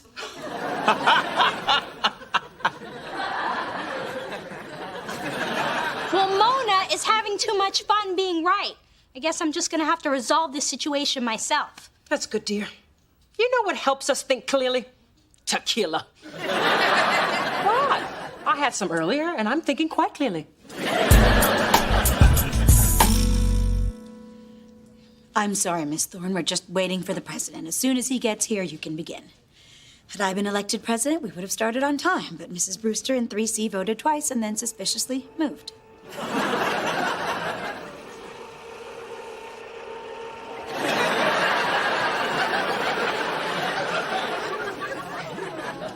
Okay, people, what do we got tonight?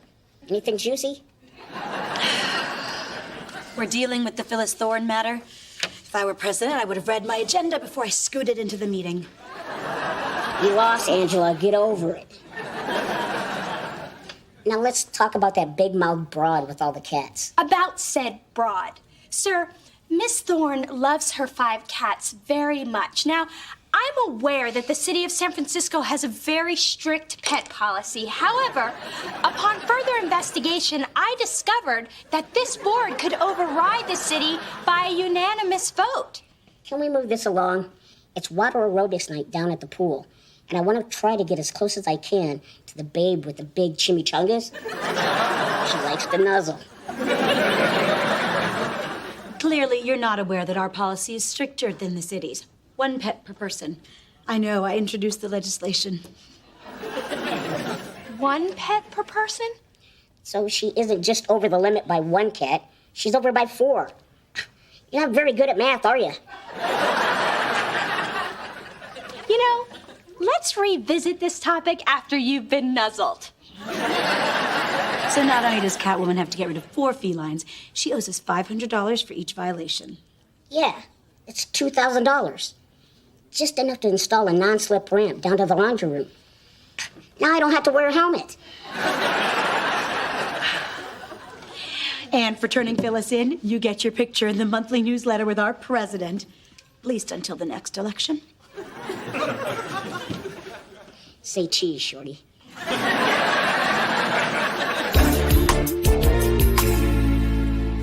Oh, come on, guys. I wouldn't ask you to take my mom's cat if I weren't desperate. I don't like cats. Unless it's on stage and I have a date with one of the dancers after the show. And I'll help you out, but I already have Smokey. I'm a 1-cat man. Besides, you know how she is. She gets real possessive. Spencer, Smokey's a boy. Oh my gosh, she's a he? I let him lick my toes. I told you you'd like it if you just gave it a chance. It was a cat, Adam, not a dude. A cat. A cat! Hey, Mona, I'm in big trouble. Things are spinning out of control. Oh, but isn't Phyllis the sweetest, kindest, most gentlest person you've ever known? I should have known that you would throw that back in my face. And I should have known better than to come to you for help.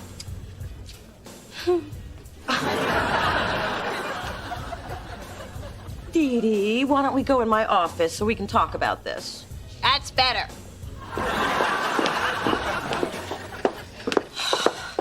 Dee Dee, why is being close to my mother so important to you? It's not even that important to me. Mona, growing up, I never spent that much time with your mom. She'd drop you off, insult my mother, and pick you up and insult my mother. That's not fair. Sometimes she cursed out Dad, too. I know. That's how I learned the term trifling Negro. Anyway, when I moved into the building, I saw it as a chance to get closer to both you and your mom. I conquered you, now you love me, and I want the same thing with Phyllis. I know you do. I could have been more helpful. I guess I was just feeling kind of jealous. Well, you won't be when you know the situation I'm in. Because when Phyllis finds out what I did, she's gonna kill me, bury me, and not tell anyone where my little body is. Wow, you really have gotten to know her. Well, we've got no one to take my mom's cats. What if we declare Phyllis legally blind and make Eartha Kitty a seeing eye cat? You think your mom can get the cat to lead her across the street? My mom can't even get Eartha to stop peeing on Captain Midnight. Hey, maybe the cats could live at the Thorne Mansion. Please, they'd end up as wigs. Except for Bald Fred, the best he could make is a skull cap. There you are. Look at the headline on my condo's newsletter. Catwoman breaks property clause, CLAWS. Oh, I get it. Claws. That's kind of clever, right? No. And guess who ratted Catwoman out? What a pretty woman I've never seen before. I also got a notice telling me I owe them $2,000, thanks to you. Phyllis, I can explain. Can you explain it to my 5 cats why I gotta put them in the bathtub and let them fight it out gladiator style? That's better than anything we came up with. See, this is what I get for getting too close to you.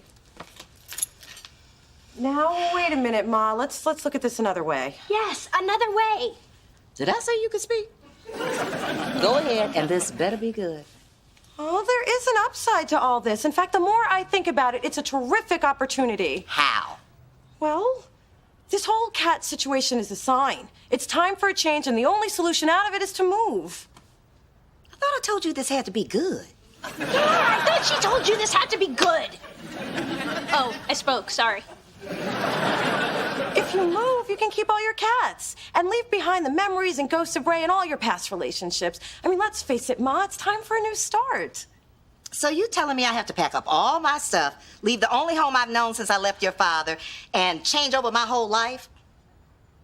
That's a great idea. It is? Well, when we moved to a new place, it did help me get over your father and the divorce. I got a whole new outlook, my career took off, and we did okay. And if you move, you will be more than okay. Well, then that's it. I'm gonna move. Thank you, baby. Yeah. You do know I'm Dee Dee. Yeah, why are you hugging her? She almost had your cats fighting to the death. Well, if she hadn't fixed me up with the professor, it wouldn't have started the chain of events that's leading me into a whole new life. Aw, that is true. I'm feeling very close to you right now. Well, I gotta go pack. Mona, get your weight belt and meet me behind the Food for Less store. It's box day. Unbelievable. I totally bail you out, and what do I get? I'll tell you what I get. I get nothing. That's our mother.